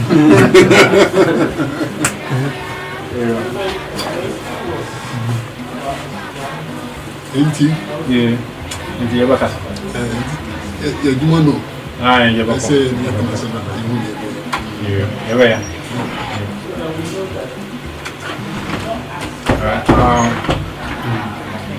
So this one is coming from the Romans. They say Ethiopia was the first established country on earth. The Ethiopians were the first who introduced the worship of the gods and who established laws. They say the names of nearly all the gods came to Greece. Is going back to Greece from the names of the gods. For the names of all the gods have been known in Egypt from the beginning of time. It was the Egyptians too who originated and taught the Greek ceremonial meeting, processions, and liturgies. The Egyptians were also the first to assign each month and each day to a particular deity and to foretell the date of a man's birth, his character, his fortunes, and the day of his death. This is the same thing like Okonfanochi, these type of people did. The Egyptians too have made more use of omens and prognostics than any other nation. That's coming from Herodotus. So there's so many, so I can just give them to you in a document. I'll give you a link. But yeah, there are so many, and there's actually a lecture by Theophilo Benga who I keep mentioning, where he goes through each one of these different texts, you know, making the same points. So yeah. Oh, and you did give me the Yeah. So these are texts. Then I'll put it in a Word document. Right now I have it in OneNote. I'll put it in a Word document. Each one has the link to the site. You can go and download the PDF of the original book. Okay. Okay. So what made the slave masters leave the Native Americans to come for Africans? So I was having two different informations. Information from concerning this particular issue. One is that the Native Americans. Let me use. I'm talking about these Indians. Yeah. I understand. They were fighting those who tried to enslave them and use them for the plantations. So because they were very aggressive and they were fighting them, they had to leave them and look for somebody else. There's another school of thought that I learned in school in history, where they said that the Native Americans, when they were used for the farms and the plantations, they were dying. They kept dying.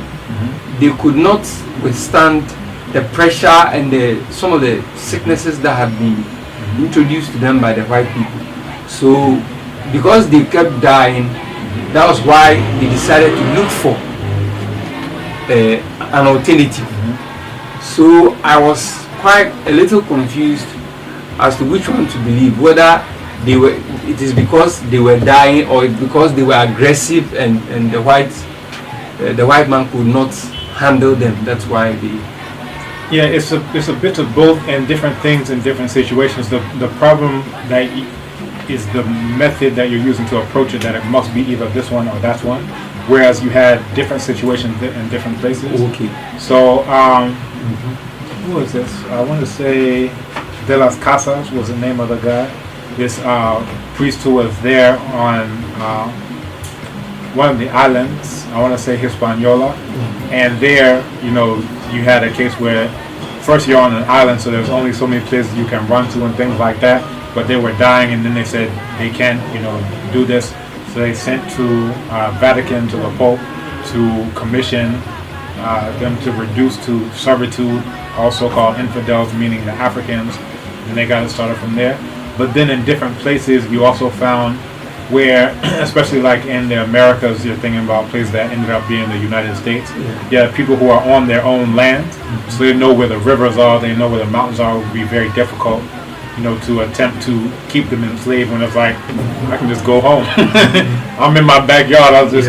So you had a combination of different things. So the problem was it this or that? It's the fact that you're trying to look at it as it's either this or that, as opposed to looking at, well, what was the situation in Hispaniola?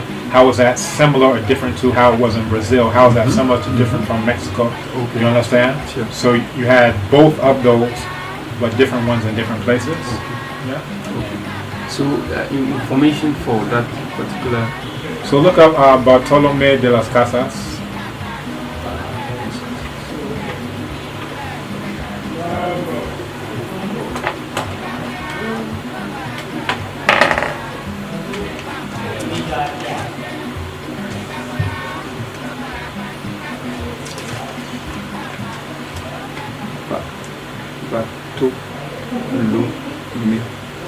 De las Casas. So this is around 1516, the year 1516. So he started to advocate for the importation of enslaved Africans to compensate for the decreasing population of the indigenous people.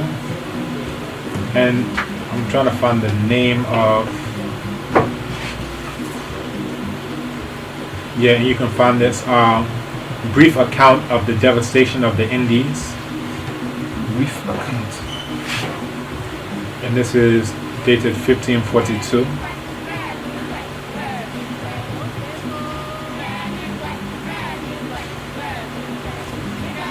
Brief account of the devastation of the Indies.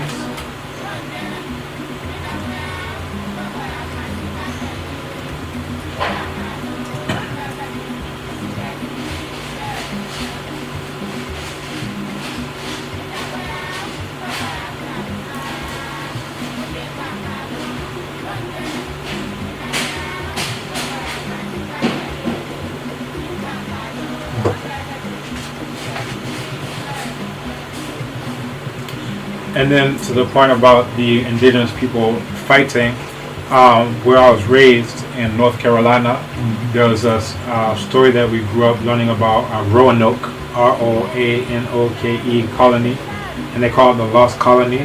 So they say that about, I want to say somewhere around 17 years before Plymouth Rock and Pilgrims, that these Europeans had come and tried to establish a colony on what was Roanoke Islands in Dare County of North Carolina in the United States. And there are lots of hypotheses about what happened to them. It's a lost colony. That means they got decimated, wiped out. And one of the hypotheses is that the indigenous people beat the crap out of them, got rid of them, killed them, and they didn't have any problems again. So that's coming to the other side about the people being warlike and whatever. That you had some Europeans who they never heard from again.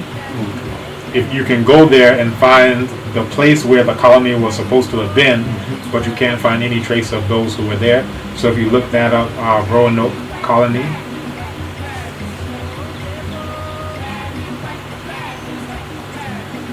also known as the Lost Colony, Roanoke. And you know, a lot of these are hypotheses because they can never know for sure what happened to them. They just know that they were no more by the time, you know, others came looking for them.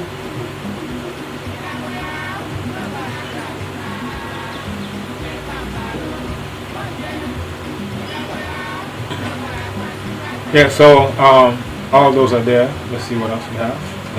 Paper.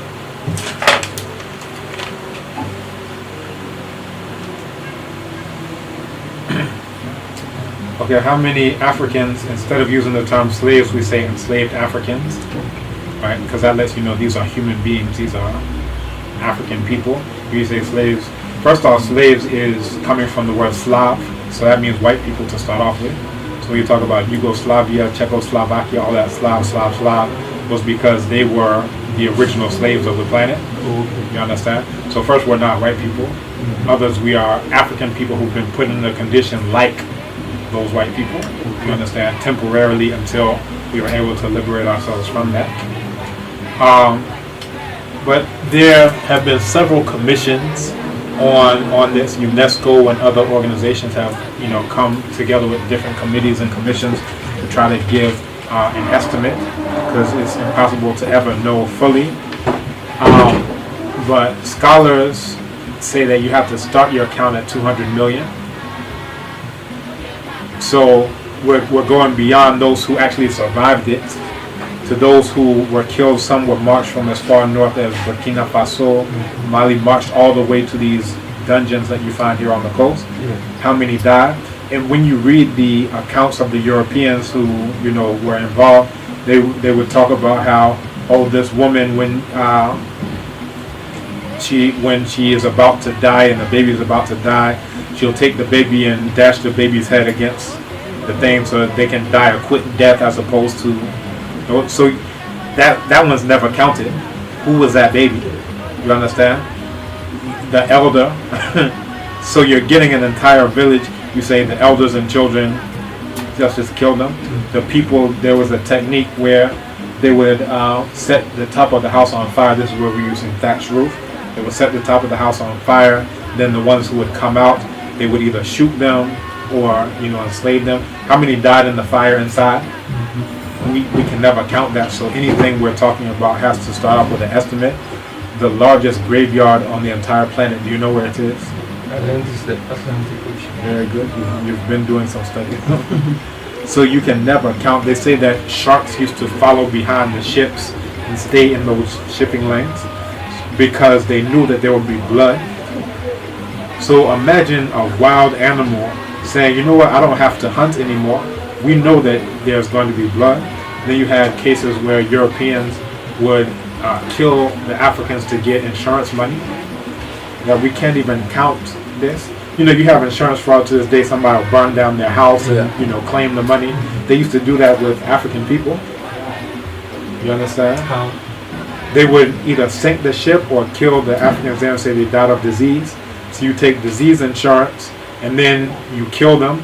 So you would have all of us in these chains. and then you throw one overboard. This one pulls the other one. This one pulls the other, and all of them go overboard and die. And then you say, oh, there was a disease on board. I have to collect my 100,000 pounds or whatever the thing is. And there's actually a movie that documents one of these cases, and they actually do a weird spin on it where they try to say that that was the cause of the end of enslavement. But if you look at it, it's called Bell, B-E-L-L-E, and it goes through the history of this case where it was just that there was this insurance fraud or whatever. Now, what they failed to tell you in the movie is that the real thing that caused them to stop the trade portion was the Haitian Revolution had started just a year before that. You understand? So they were rather reacting to, you know what, if we continue importing these Africans, we're swelling the ranks of the enemy army. You understand? So, and Haitian Revolution wasn't the first by any chance. You had so many, the Stono Rebellion, you had, you know, all throughout the Imale revolt after. The Haitian Revolution preceded the abolition of slavery. Yeah, by 1 year. So before, first they abolished the quote unquote trade, saying you can't bring them from Africa anymore. That's a military strategy, because what they realized they were doing is that here's the enemy army, all these African people. You keep bringing in troops for this army. And remember, Haiti defeated the British. So first, you know, they defeated the French, and then they tried to appeal to other Europeans to come and help them. Then they defeated the British too. So before the British were saying, we have to stop this trade, that was what happened. That's what precipitated. So within 1 year of that happening is where they decided, you know what, we have to stop this. And then in the 1830s, you had the uprising in Jamaica. Within 1 week of them executing Samuel Sharp, who led that revolution, is where they stopped enslavement altogether. So you see what they do is a reaction to African people whooping that behind. I hope you understand that. I mean, but this has, well, I don't have that information, so it could not have crossed my mind that they're trying to abolish the slave trade. I thought they were being humane, at least for once. That's what they want you to think. That's what they want you to think. Because they plan on breathing. If you realize that you beat them before, then you would start thinking, you know what, we can beat them again. So I actually want to do a book entitled African Victories. And it should document from antiquity up to recent times African victories over non-Africans. So like if you go back to Nile Valley, you'll read about Jehuti Mess triumphing in Megiddo.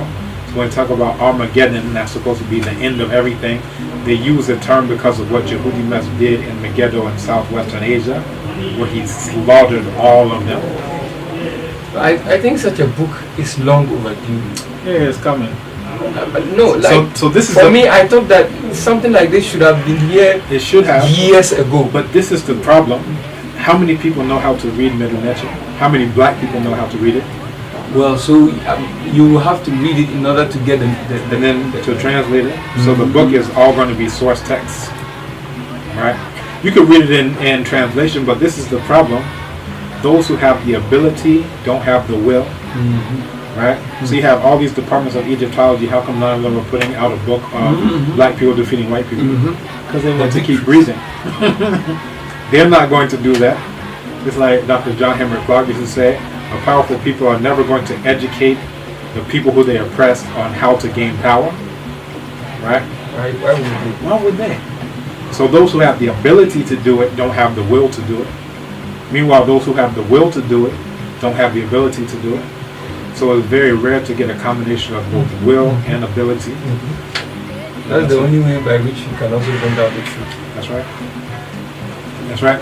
So matter of fact, what we're talking about just in terms of the rebellions, I did a presentation on this. They just celebrate Emancipation Day. So I want to see if I can pull up that. Whatever information would be good for me about that. But I mean, I've learned too much. I'll take that to be too much in the Ghanaian sense, which is good. Yes. Yeah, I know. Because it's like so much, just that something small triggered my desire to write a book on the black race. And my little search, even on the internet, began to blow my mind.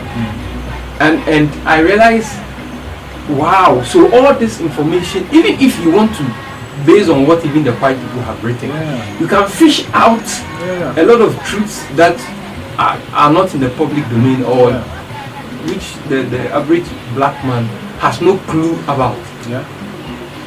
And most, even if you tell them the Europeans have done something to prevent them from even wanting to know, which is the Bible, that Egypt is bad and blah blah blah, all of that is a lie. You understand? So the so-called Hebrews were really a group of invaders called the Hyksos, right? The original name in Kemet was Hekah Hesut, which means rulers of foreign lands. So they came in, they invaded, and they oppressed the indigenous people. And you can read all this carved, you can read all these in papyrus, all of the texts, the original source texts are still there. That a ruler named Amos, who when I went to Kemet, I got a chance to see his mummy. He was able to drive them out. Now, the I, you may wonder what the I in Amos is. It's what the so-called Hebrew Jews, whatever, they still call the deity the same Yah, right? But it's coming from the original Yah, which was the deity of the moon at the time that they were driven out. So when we think about these things, it's like if we ever desire to know more, they've already planted the seed of a lie into our brains. Oh, this is bad, we can't learn about blah, blah, blah. You understand? But yeah, as soon as you just have the inclination, that's the beginning of the will. So you have to be building these two together, build the will, build the ability. Because if you have all the will in the world but you can't do anything, what help is that? If you have all the ability in the world and you refuse to do anything, what good is that going to do? So that one is coming as well. Yeah. So the presentation I did was called The Africans Who Emancipated Themselves, to show these correlations between the Haitian Revolution and the abolishment of the so-called trade, which was bringing in soldiers. Every single shipload that came was a group of soldiers. And then the one in Jamaica, which caused them to abolish it altogether. Within 1 week of executing Samuel Sharp, the African who led that rebellion, they put together a committee on how to end it altogether. A reaction to saying, you know what, if we don't do this, the whole world is going to be Haiti, which means blacks on top, whites on the bottom, if any of them exists. If we don't stop this, then the whole world is going to be this Jamaican revolution. You understand? So it was a fear. There was no humanity, less of a... Where was your humanity before we were whooping that behind? So now, this is what... And I actually need to do an article on it because very few people know this. So even I was doing it at a restaurant, a Jamaican restaurant that was opening up, celebrating Emancipation Day. And even the Jamaicans who were there, they say, wow, we never put those two together.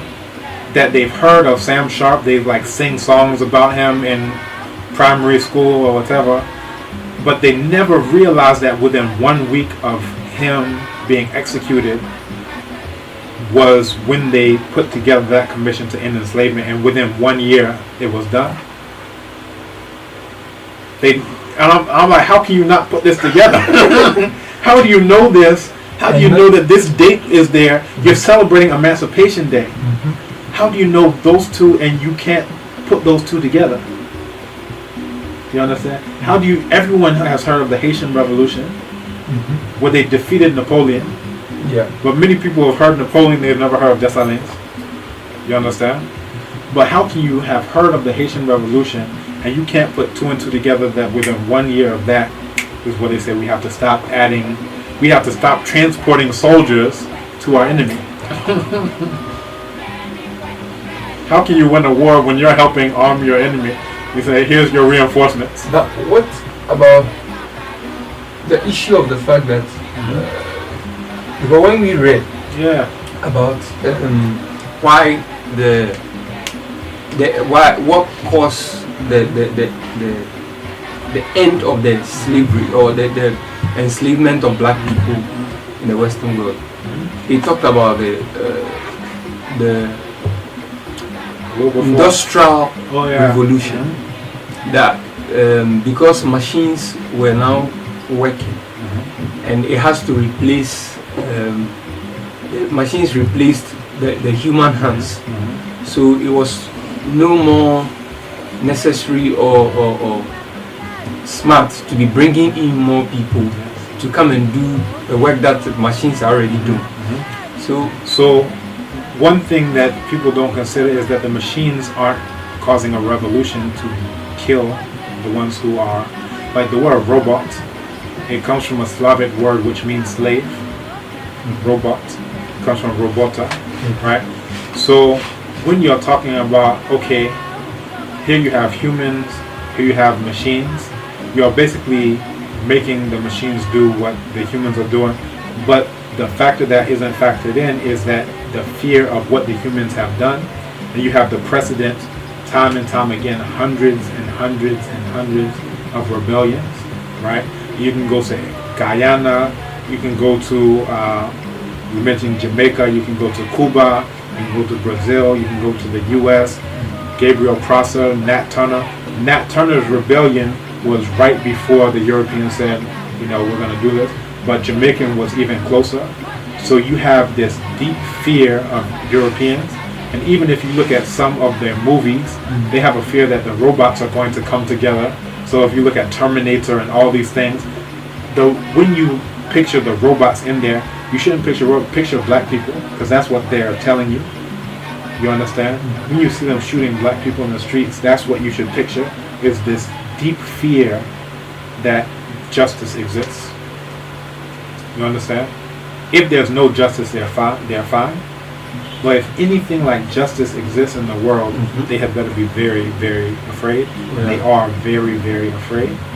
So look at these correlations. Let's even assume that it's the Industrial Revolution that did it.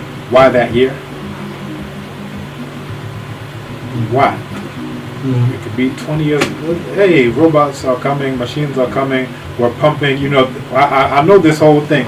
So they say, oh, they were trying to get water out of these mines and to be able to get at the coal, and they get a pump and blah. So, okay, fine. But why then? How does a pump for coal here, what does that have to do with what's going on in Jamaica? They didn't put pumps in Jamaica. The pumps weren't harvesting any crops. You understand? So there's something wrong with the logic here, and there are things missing, and the thing missing is the truth. Because truth would be like, we don't need that. We need lies, because lies are... Stop breathing right now. For the rest of this conversation, don't breathe again. You refuse? Why do you refuse? I need to breathe to exist. Right? And Europeans need to lie to exist, to live. Because if they don't lie, it's done. If justice exists, it's done. So anything a European says, whether it sounds good or bad, anything a European does, whether it seems good or bad, all of it comes to they want to survive and they don't want justice to be done. Any abolitionists, they want to survive, they don't want justice to be done. Any Ku Klux Klansmen, they want to survive, they don't want justice to be done. That's what they have in common. You understand? The one who is fighting for abolition, he wants to survive, right? That's the reason why he's doing it. He doesn't want justice to be done, because they didn't come to Africa and say, oh, let's only take the mean ones. You understand? So by the same token, he's like, you know what? I need to hedge my bets in case these Africans are able to get their stuff together. So then they'll be looking and saying, oh, maybe that's a good one. That's not what Dessalines said. And they fear Dessalines like nothing else. That was our great African liberator. But yeah, I'll pull this up so I can give you the actual dates. So I mentioned Slav. It comes from Latin sclavus, slave. Source also of Italian schiavo, French esclave, Spanish esclavo, originally Slav. So used in the secondary sense because because of the many Slavs sold into slavery by conquering peoples. This sense developed online etymological dictionary. This sense development arose in the consequence of the wars waged by so-called Otto the Great and his successors against the Slavs, a great number of whom they took captive and sold into slavery. What does that have to do with black people? So anytime you say this black person is a slave, you're saying this black person is a white person. You might as well be doing what the so-called Egyptologists are doing. Also from Wiktionary, from Middle English, a borrowing from Old French sclave, from medieval Latin sclavus, from late Latin sclavus as well.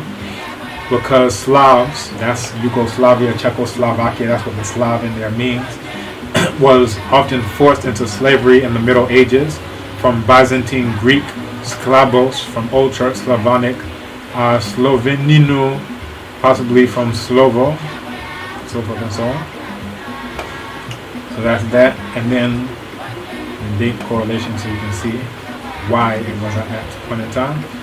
So the Slavery Abolition Act 1833 ended slavery in the British Empire August 28, 1834, with exceptions in the possession of the East India Company, island of Ceylon, island of St. Helena, and then those exceptions were eliminated in 1843. So we'll come to what was going on around this 1833, 1834. Remember that date.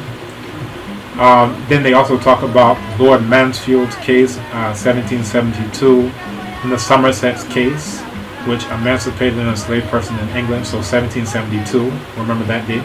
1833, 34, 1772. What was going on in the world that everyone knew was going on in the world? It would be like 9/11 happens and you say, oh, what's that?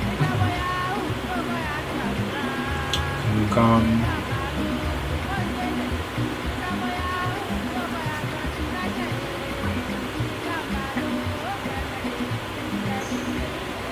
Actually, come look. It's a slideshow, so you can actually see some of these images. So that's the Haitian Revolution. This is a European who drew this. This is what they fear. This isn't, oh, I just feel so humane now. This is what these Africans did. That's justice. That's what justice looks like if you ever wondered what justice looks like. There's Dessalines who defeated Napoleon. This is how Europeans depicted him. This is fear. Right? This isn't, I feel humane. This is fear. Look at it. This is Bookman. Right? And that's the beginning where they came together with Vodun, African indigenous spiritual systems. All these Africans from various places, just like Kemet. You have all these various types of African people coming together to fight their enemy. Exactly like the inscription of Winnie when you read that, and then picture what happened in Haiti. Because they took people from Benin Republic, they took Africans from Congo, all over.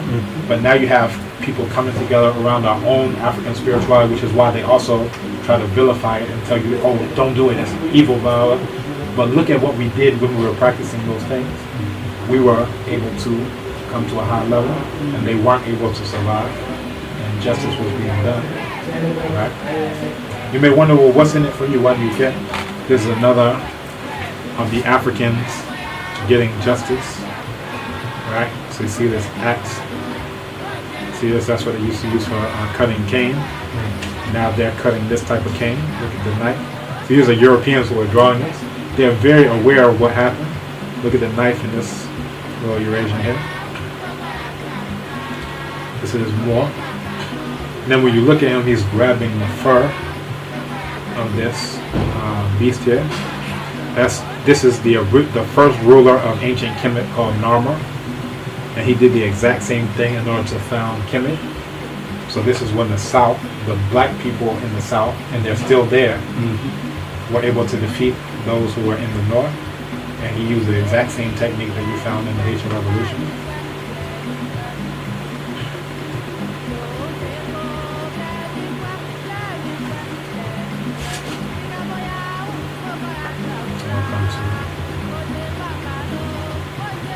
So those were some of the things that appeared in. So now, these are the Africans who were able to, and then this is another one. Révolte générale des Nègres, massacre des Blancs.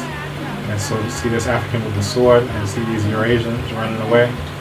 This is fear. This is at that time, this is how they imagined, wow, if justice. If justice exists, right? So 1526, these are rebellions of enslaved Africans in North America. So Spanish Florida, we were victorious at that time. Gaspar Yanga's revolt in New Spain, that's what we now call Mexico, that was also victorious. 1712 New York slave revolt, that was repressed. The first Maroon War, British Jamaica, that was victorious. So we're winning. You understand? It's not like, oh, let's do something. Oh, no, we won. So what effect does that have when African people defeat Eurasians over and over and over and over? Eurasians will eventually sue for peace. And that's what you can call all those abolition acts that we talked about, 1834, and then before that was it 1772, right? So see what's going on in the lead up to 1772. 1733 St. John Revolt, 1739 Stoner Rebellion, 1741 New York Conspiracy. And these incidents, the white people don't argue that they didn't have. This is European sources. They are right. They're the ones who build their careers in academia based on this information. So if you want to even read about it, you have to go to Europeans to read about these rebellions.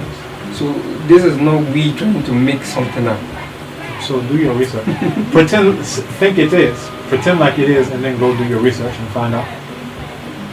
I would prefer for you to think it's just something that we're trying to make up, because that will make it even more jolting when you start reading about it.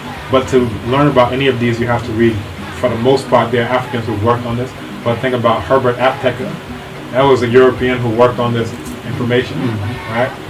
To even get at it, you have to go to them, because they were the ones who had access to the archives and all those things. Mina Conspiracy. Mina is talking about Africans from Ghana. 1791, 1795 is Point Coupé. 1791 Haitian Revolution, but the first one. So this is when it started to come into full effect, but the very first act was that one that you saw in the picture with them around the bonfire. That comes before. We'll come back to that point to make those correlation. 1800 Gabriel Prosser in Virginia. 1803 Igbo Landing. 1805 Chatham Manor. 1811 German Coast Uprising. 1815 George Buxley. 1860 Bussers Rebellion. 1822 Demar Vesey. 1831, we're coming to the second date, Nat Turner's Rebellion. 1831 through 32, the Baptist War in British Jamaica. That's the one that we're going to come to for the final abolition. This was what turned the tide. 1839, Amistad Ship Rebellion off the Cuban coast, victorious. 1841, the Creole Cay Ship Rebellion, victorious. 1842, revolt against the Cherokee Nation. Those are the indigenous people who were enslaving black people.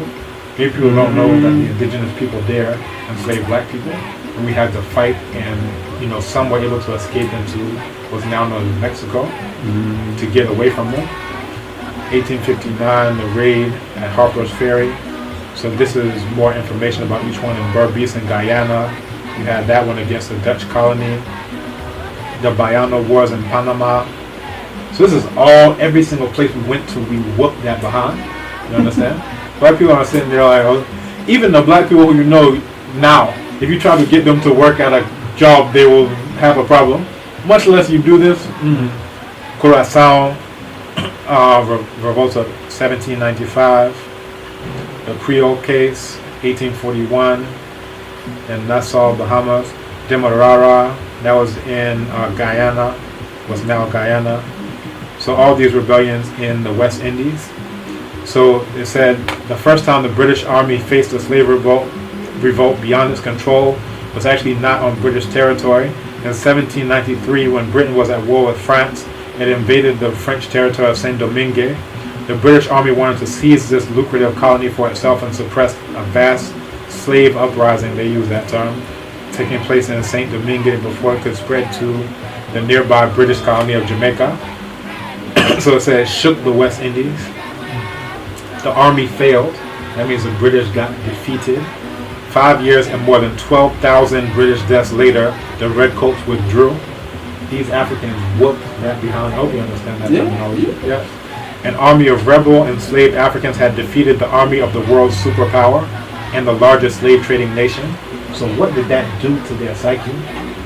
That they're supposed to, and you had Napoleon, who was supposed to have the greatest military in the world. He ran roughshod over all of Europe, and he got defeated by Haiti. That's why Europeans keep Haiti the way it is now. Yes, hello. Good afternoon.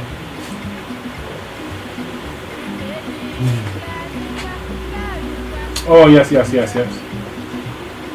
went very well. Thank you. Thank you very much. Thank you very much.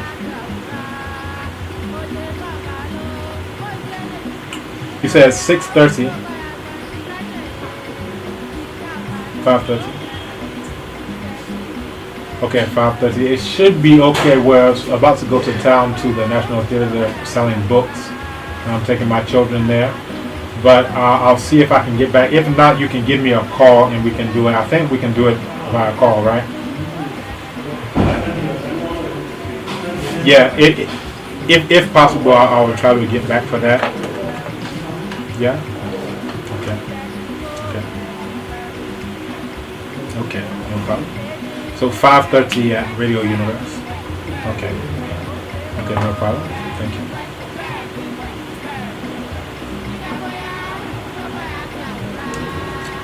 Yeah, so the humiliation and defeat, the humiliation of this defeat sent a shockwave through the British establishment and indirectly strengthened the forces in Parliament that voted to abolish the slave trade in 1807. You understand? So this information is very clear. So all these scholars build their entire careers on this information, but we black people, we don't know anything about it. Right? So even if you go online and just do a search, these are quotes from articles. Right? New uprisings shook the British Caribbean in later years. The greatest of them erupted in Jamaica at the end of 1831. More than 20,000 captives seized control of much of the northwest corner of the island, setting planters' houses on fire. Many of these were on ridges or hilltops, and as they burst into flames, they acted like beacons to spread the revolt. It took the British Army and militia a month to get the country under control. Some 200 enslaved Africans and 14 white people had died in the fighting. At least 340 more slave rebels were hanged or shot afterwards. In Britain, and this is from the BBC. The article is from the BBC, not from me. Not from GTV. No, not GTV. In Britain, news of the revolt almost certainly hastened the coming of emancipation. So first Haiti shook them, and then this one shook them to their core.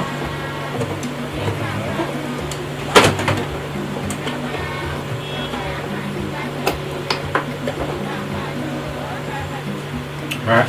So it said both private correspondence and testimony before Parliament showed that colonial officials and high-ranking military men expected more revolts and feared that the British military might not be able to contain them. It was no coincidence that a new Parliament voted to free the slaves in the following year. This is BBC. So if you want any information on Britain, there you have it. BBC is giving bbc.co.uk/history/British/abolition/William_article_01.shtml. And then the grudge against Haiti. So President Thomas Jefferson, who was a rabid, fanatic racist, the United States cut off aid to Louverture and instead pursued a policy to isolate Haiti, fearing, so fear is the main factor, not humanitarian anything, fearing that the Haitian Revolution would spread to the United States. So this Thomas Jefferson, who was supposed to be about liberty and democracy, he was enslaving African people. So his thing was fear because he pictured all those Africans around his bed at night with machetes. You understand? So all of their policy and their moves are reactions to what African people are doing. And the lesson is clear. If you want something to change, how did you get change before? Once you know these facts, you know how you got change before. It's not by sitting down praying and hoping that whites are going to stop being whites, or hoping that they are going to decide to stop breathing anytime soon. This is how you got change then. Within 1 year of this, change. Within 1 week of this, change. We're coming back. And then Haiti as enduring inspiration. The Malay Revolt, also known as the Great Revolt, was perhaps the most significant rebellion in Brazil. On a Sunday during Ramadan in January 1835, in the city of Salvador da Bahia, a small group of black enslaved Africans, as I prefer, and freedmen inspired by Muslim teachers rose up against the government. Muslims were called Malay in Bahia at this time, from Yoruba to Malay, that designated a Yoruba Muslim. The enslaved Africans knew about the Haitian Revolution and wore necklaces bearing the image of President Dessalines, who had declared Haitian independence. I hope my audio is still good. Yeah.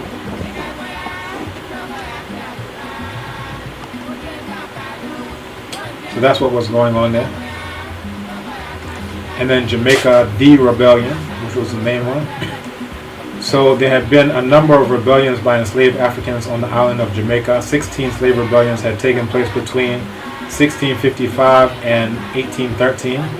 There were also major uprisings in 1816 and 1823. By the 1820s, more than 2,500 enslaved people were escaping from the plantations each 1 year, and swelling the ranks of those Africans who were in the mountains. 1831 saw this is 1831, remember that date, saw the largest slave uprising. It started with the enslaved people refusing to work. The strike was meant to be peaceful, with the aim of forcing the owners to pay the enslaved people to cut the cane so it would not spoil. Things soon escalated. Enslaved Africans burned down houses and warehouses full of sugar cane, causing over £1 million worth of damage. That's $1 million in that time. That's much more now. More than 200 plantations in the north of Jamaica were attacked as 20,000 enslaved people seized control of large chunks of land. That is the fear of Europeans more than anything else. 20,000 Africans coming for your head. That will get your humanitarian sensibilities working. If they weren't working before, that'll get them charged up. The rebels were led by Samuel Sharp. The main rebellion lasted 10 days, but it took British troops the whole of January 1832 to restore order. It resulted in the death of nearly 200 Africans and 14 British planters or overseers. However, the repercussions of the rebellion were more terrible. Hundreds of the rebels were captured and over 750 were convicted, of which 138 were sentenced to death. Some were hanged, others were shot by firing squad. Most of those who escaped the death sentence were brutally punished, sometimes so harshly that they died anyway. Sharp was executed in public. The revolt was very important and helped to end British slavery. It also shocked the British government and made them see that the costs and dangers of keeping slavery in the West Indies were too high. It reminded many of the Saint-Domingue, that's Haiti, rebellion. There were fears of another major rebellion on Jamaica, and many terrified, remember fear, not humanitarian concerns. There were fears of another major rebellion on Jamaica, and many terrified plantation owners were now ready to accept abolition, because we're the ones who caused them to be ready, rather than risk a widespread war. Just 1 week after Sharp's death, Parliament appointed a committee to consider ways of ending slavery. Within 1 week, you better get your committee together. You understand? So you have to understand how things relate together. If they just tell you, this is the date of abolition, this is the date of this rebellion, you just walk away, okay. You can't see any connection. But what if I tell you this came about as a result of this? That's where you're actually learning history. They don't want you to learn history, they want you to memorize dates, because then it's all meaningless. But when you see how something relates to you, is relevant to you, and is relative to you, That's where you actually have history going on. Some people prefer our story. And then the one they call the greatest one in modern history, some people say it's Haiti, others say it's the Civil War. So by the time the war ended in 1865, it's talking about the United States, about 180,000 black men had served as soldiers in the U.S. Army. So that's more than the 20,000 you have in Jamaica, almost 200,000 here. This was about 10% of the total Union fighting force. Most, about 90,000, were former contraband slaves from the Confederate States. About half of the rest were from loyal border states, and the rest were free blacks from the north. 40,000 black soldiers died in the war, 10,000 in battle, 30,000 from illness or infection. So the conclusion were Africans emancipated ourselves from chattel enslavement. Haiti was the ever-looming and imminent threat of the U.S. becoming another Haiti, of the UK becoming another Haiti, of the entire world becoming another Haiti. So they forced Haiti to pay reparations. In modern terms is something like billions and billions and billions in reparations to France. All that was to get Haiti to where it is now, because their thing is, if Haiti becomes the example of success, you understand, then they're no longer breathing, they won't survive, and justice will be done. So all the things that they've done, even from Aristide, getting him out of there, to the Duvaliers who they supported, making sure that they are terrorizing the population, all of those things are Europeans doing the same thing they've always done. So we started off in Kemet. They were doing that in Kemet. They want to survive. They don't want justice. Back then, 5,000 years ago, a few hundred years ago, they want to survive. They don't want justice to be done. So now you're thinking that they're going to change and have a change of heart. Oh. And I think we can see a pattern from them being in the caves of Europe. Might makes right, only the strong survive. I'll take a club and club you, and then steal your wife and eat your baby. You understand? You can see a pattern from there all the way up to the state that Haiti is in right now. How can I get information on some of the barbaric acts? So look at Cheikh Anta Diop's book, Civilization or Barbarism. So you can find that online if you go to a site called Library Genesis. Sure. And another fact that I gave the people there was that in the United States, do you know that slavery is still legal? It's never been abolished in the United States. Really? Yeah. So let me read the 13th Amendment. They say, listen very closely to the wording, because the wording is what tells you. They say neither slavery nor involuntary servitude except, there's a caveat, let me start again, because I saw you ready. Neither slavery nor involuntary servitude except as a punishment for crime, whereof the parties shall have been duly convicted, shall exist within the United States or any place subject to their jurisdiction. This means slavery can exist as long as I say you committed a crime. You don't even have to have committed a crime as a white person. All I have to do is say that you did. So where's your working papers? Show me that you have a job. If not, okay, you're a truant. You understand? Now I get you to work for free on a railroad. Now I get you to drain the swamp. Now I get you to dig 5 tons of coal in one single day. And there was a quote, I actually wrote an article on this. There's a quote where they said, oh, this new slavery is better than the old one, because with the old one you had to keep feeding them and clothing them even in the winter when they're not harvesting. With this one, you can work them to death and then just go arrest another one. You understand?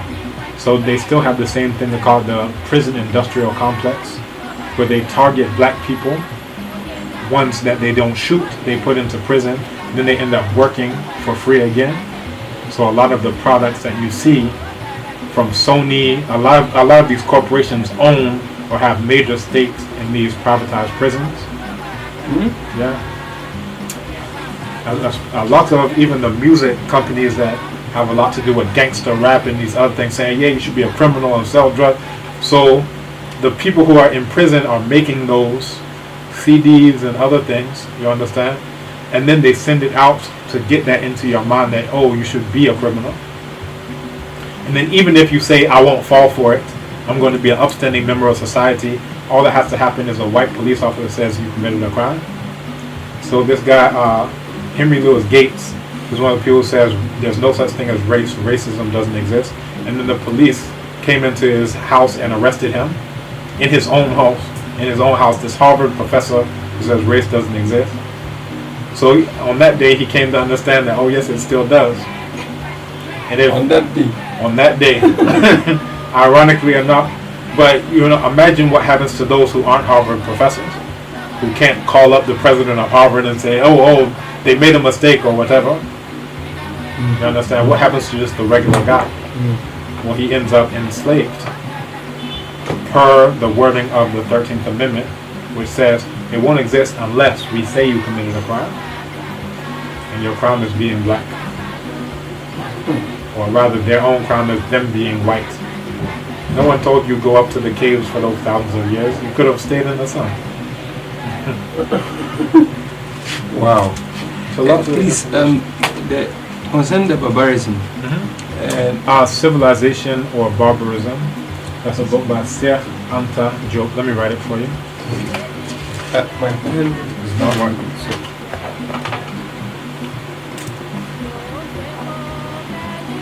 You'll see it with the U.S. spelling. It's all good with that.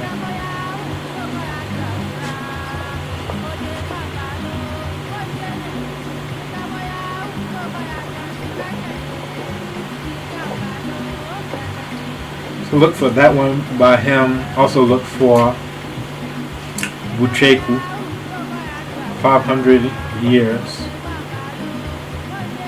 of European behavior.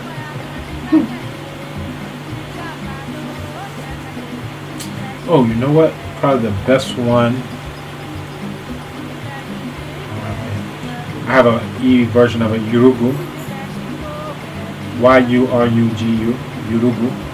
An African-centered critique of European behavior. That's by Moremo Ani, Dr. Moremo Ani.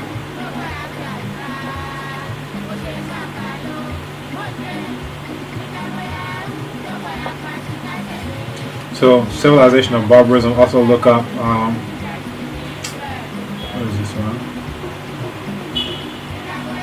African Origin of Civilization. That's also by Sir Hunter Diop.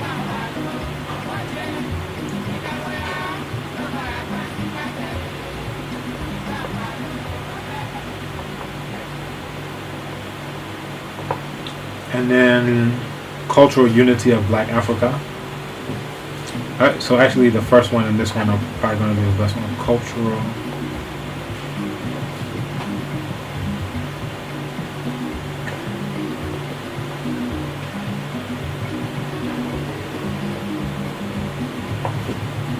Look up those. There are so many. Yeah. There are some even Europeans have written the Iceman Inheritance and others. So they're trying to understand why they behave as they behave. Let me see. So were Egyptians dark-skinned in ancient times? I think we've already covered that. Yeah. And when you look at the video, it's a lecture that I gave for Kemet Matters. I show the actual carving. So even, this is the thing, don't listen to the Europeans, don't even listen to me, just go and look at them. You understand? So in that I show the original carvings and paintings of Amenhotep III Narmer, the very first ruler, right? If anybody is going to show you what the country is about, it should be the very first ruler. So Narmer, he looks like Mike Tyson. When you see him, you'll think he looks just like Mike Tyson. Amenhotep III, Amenhotep IV, Ramesses. You can't find any ruler all the way till you get to Greek and Roman times where we were defeated, or the Hyksos who came in as invaders, who's not black. All of the rulers. But what Europeans do, I often think about the analogy. Imagine, let's say, 3,000 years into the future. You know, in Ghana there are Lebanese people, right? Now none of them have been president yet, but there are Lebanese people. But imagine 3,000 years into the future, they dig up the grave of a Lebanese and say, look, these are what Ghanaians were like. You understand? Or they'll find a billboard about skin lightening cream. And they'll show you, look, this is what Ghanaians look like. They weren't black people. You understand? Imagine doing that. We don't have to imagine because that's what Europeans do. They'll find like none of the rulers, none of the royalty, none of anybody. They'll find the most random and say, look, there was one here. and that's exactly what we're dealing with. So by the same token, this is why, you know, it really hurts my heart amongst other reasons when I see women who try to make their African hair look like a horse or a dog or a pig. You understand? Or this thing. You understand? I get you. Because in the future, people say there were no black people here. Any accomplishments that Ghana does, in the future they'll say, no, these weren't done by black people. Look at them. They'll go to Osu and see, look, this is the guy who owns Frankie's. And we'll say, no, but look, Mahama, Atta Mills. Even the lightest president, if you want to go light, you can say, okay, you go to Rollins. But even he's still black. Look at his hair. Look at. You understand? But if anything, they'll just say, look, Rollins was the only president. The rest of them, don't look at them. No, let's shh, don't. And then they'll have testimony from the United States, from the UK, from everyone else saying these were black people. But they won't let you read it. They say, no, don't. Sometimes even some of their own people come out with findings that prove that point. But it's like it seems to be covered sometimes because they want to read. You understand? Even though, you know, in the US they had this thing, Eric Garner saying, I can't breathe. The police were on his back, they killed him. Put their knee in his back, he had asthma. He said, I can't breathe, they killed him. So even though they don't want us to breathe, they want to continue breathing. And that's what happens, their knee is on our back, literally there, but metaphorically here. And we're saying we can't breathe. But they realize if we're on top, then they won't breathe. Bram? Yeah. Who does what you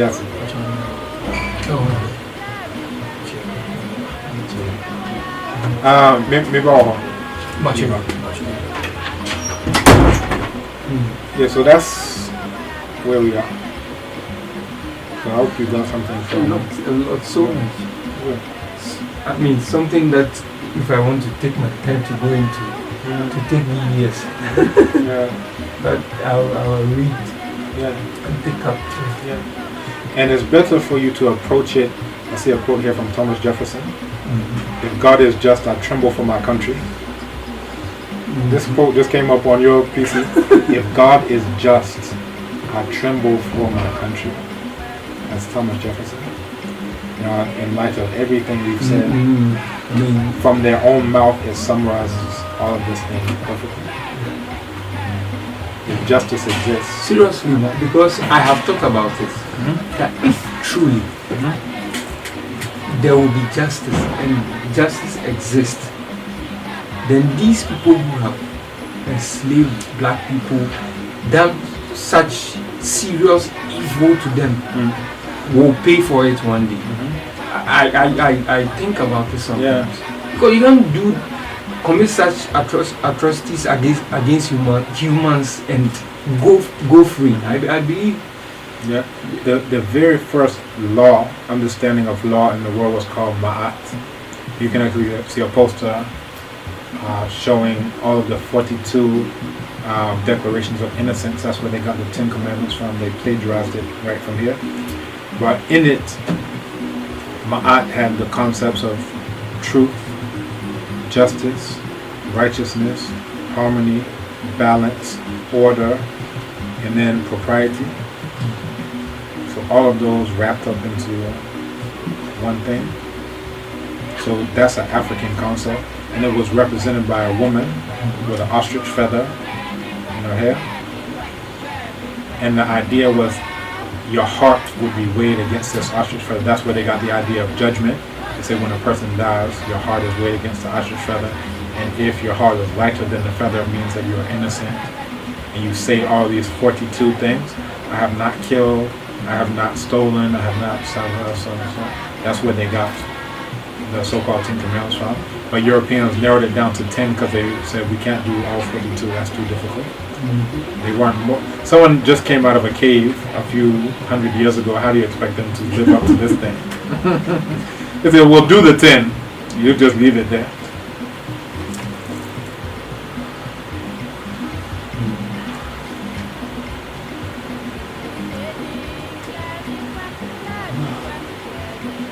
I've got so much.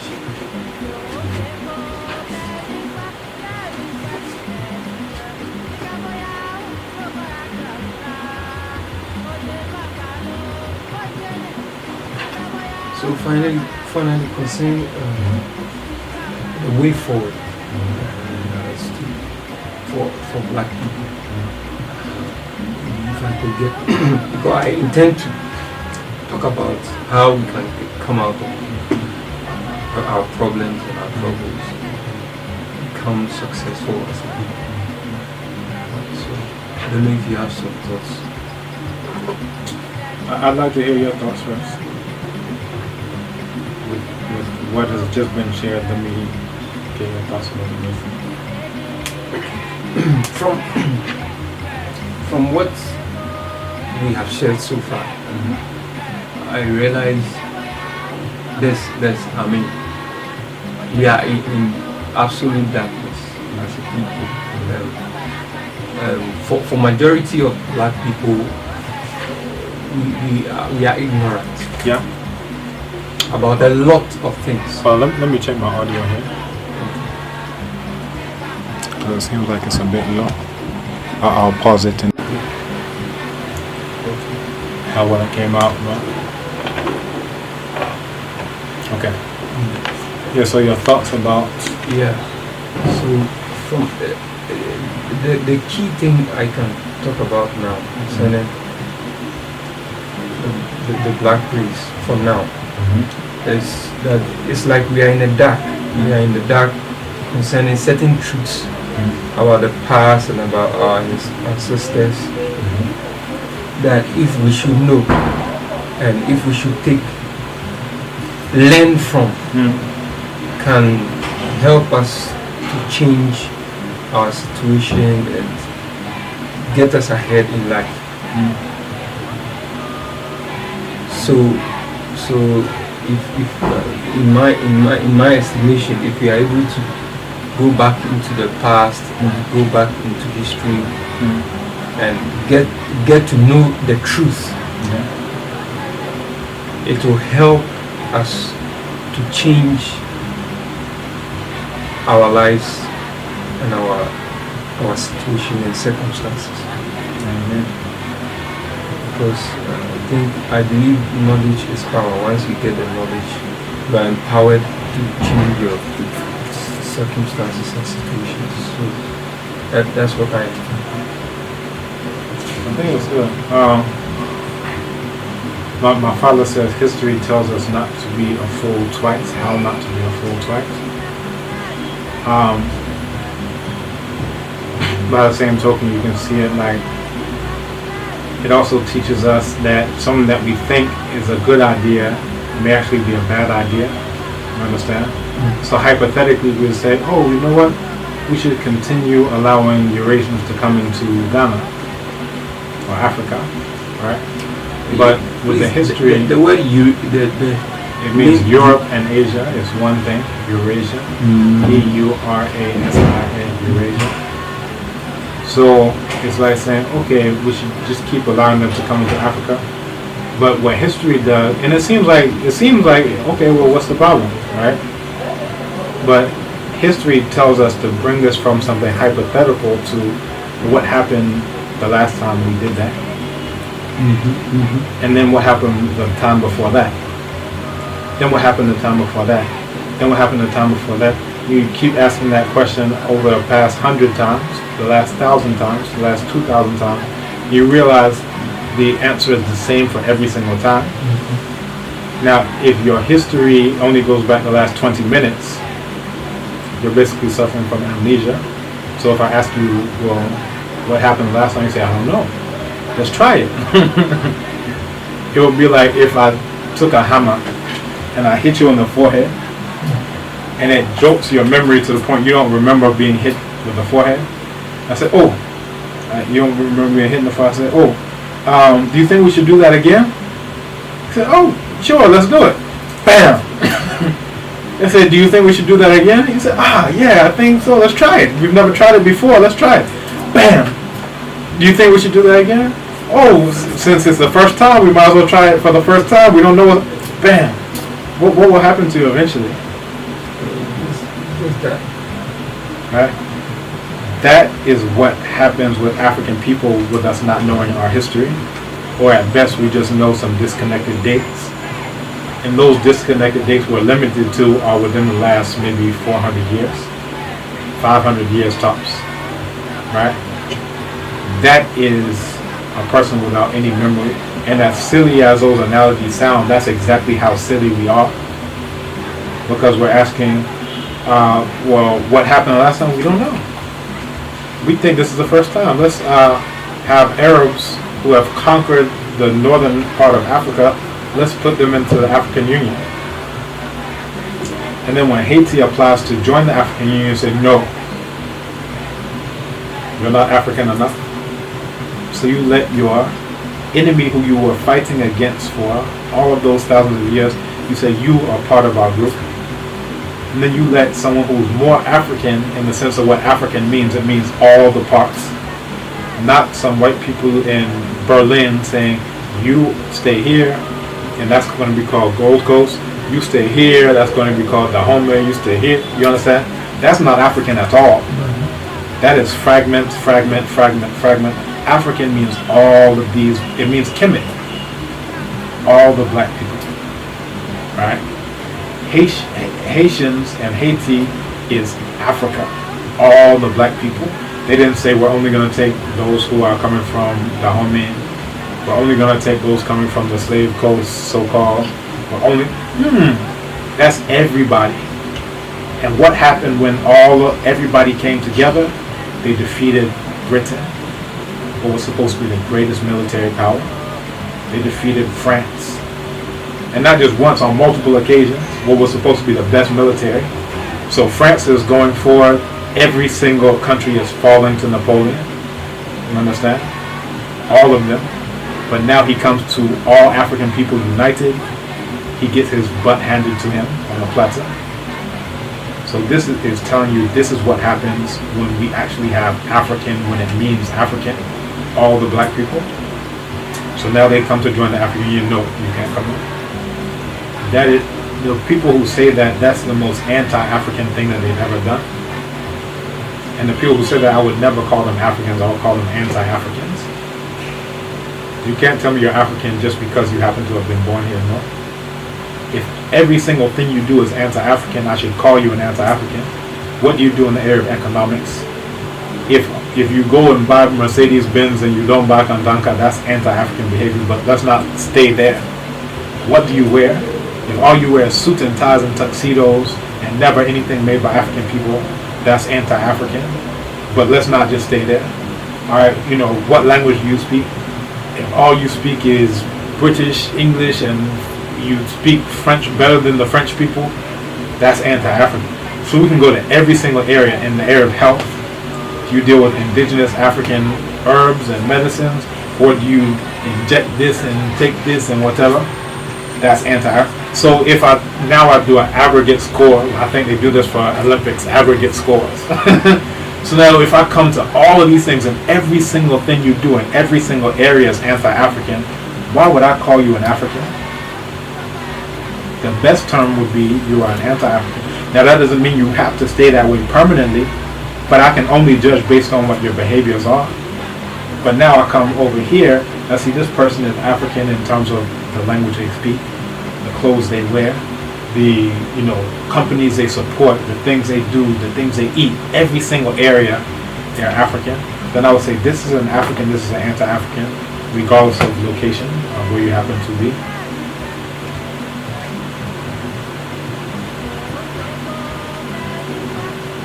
It's even better when you can combine those two, location and sense.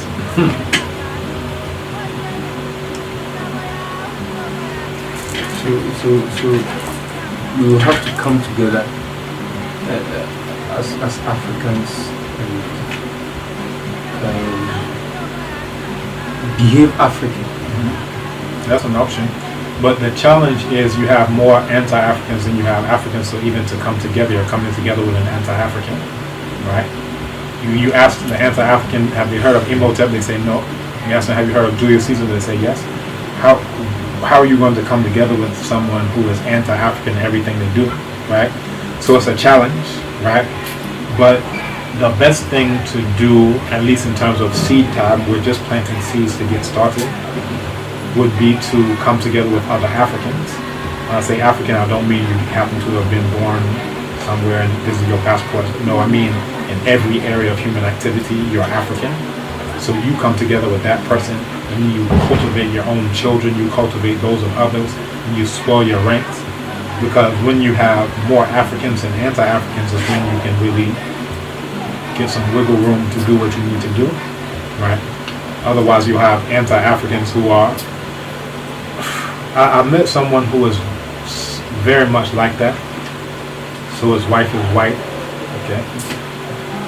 He doesn't speak his own mother tongue, okay? He tries to speak more British than the Queen, okay? So if you just go down the list of all these different things, it's so sad you almost want to laugh, or so funny you almost want to cry. I don't know which one. But here's someone who, if you look at him, you'll say, oh, you're African. But in every single area. But why? Because Europeans have told him that he's never done anything before. So now if you want to be good, now you have to aspire to be a European. But imagine what if he had, and he's built his whole castle in the sand on the fact the Africans have never done anything. So now what if you tell him, oh, African people did do something. So here is an anti-African. He would have to deconstruct all those things and start building again. He really doesn't have that kind of time. He's older, so he doesn't have that kind of time. And it would require such a shift. Everything he put his brain into. So he knows all this random stuff about Poland. You know, he does poetry, so he writes poetry about all these random places.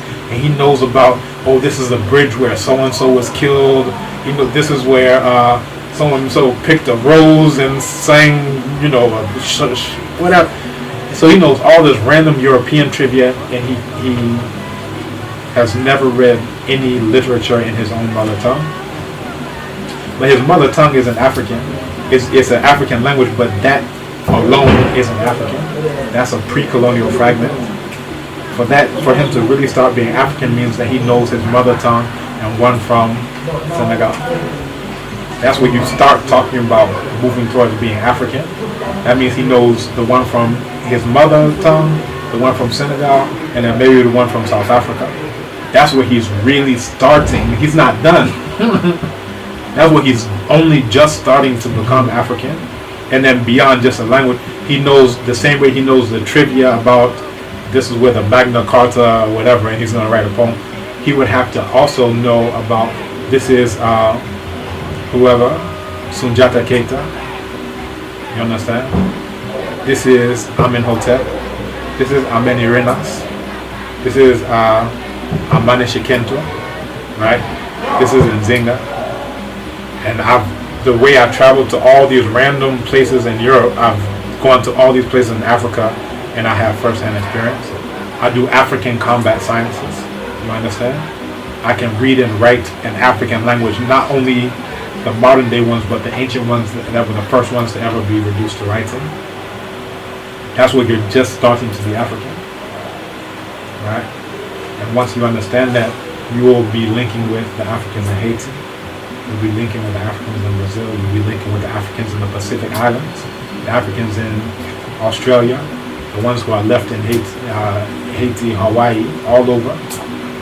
That's where you start being African.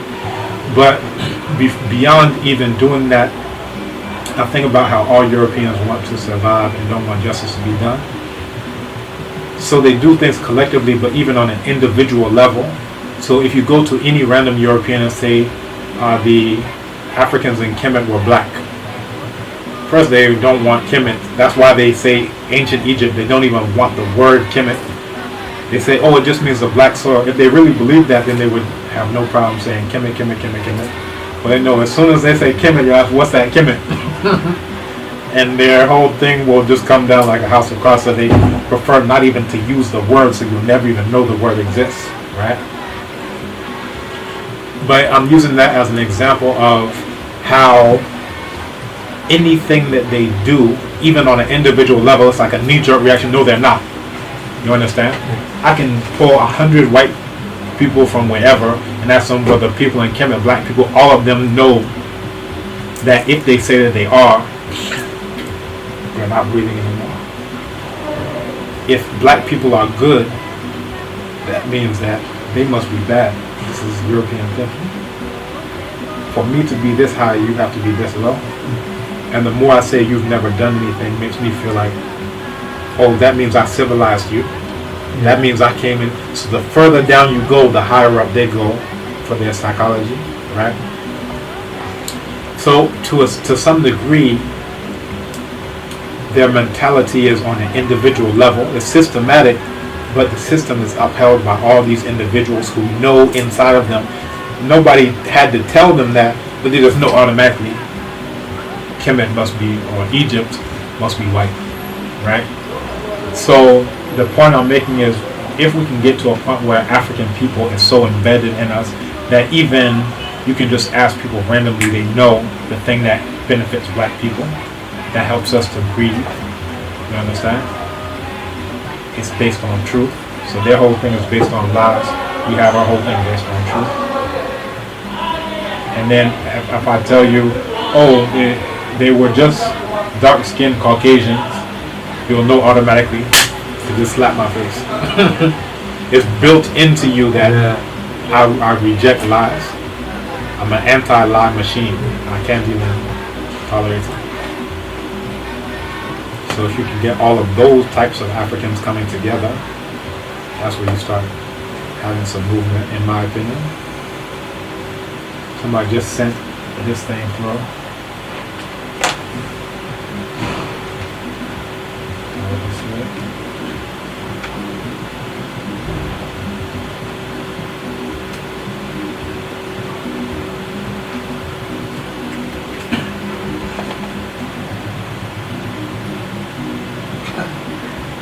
Chasing the lion.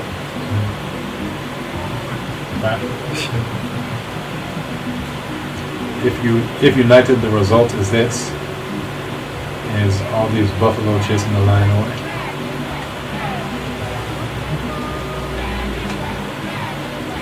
Now, one single buffalo trying to chase a lion, it may have different results. It may be the same, but it may be different.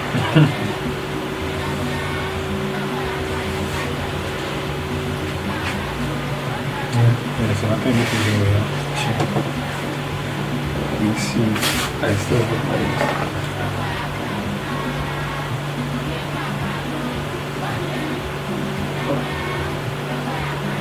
I wish you had more quotes from Africans. If you just look up one single text from ancient Kemet, you'll have more wisdom literature than all of those put together, and a lot wiser. The instructions of Ptahhotep, instructions of Ani, Nsinga, so-called papyrus, so forth and so on, and there are so many. We never get a chance to read them.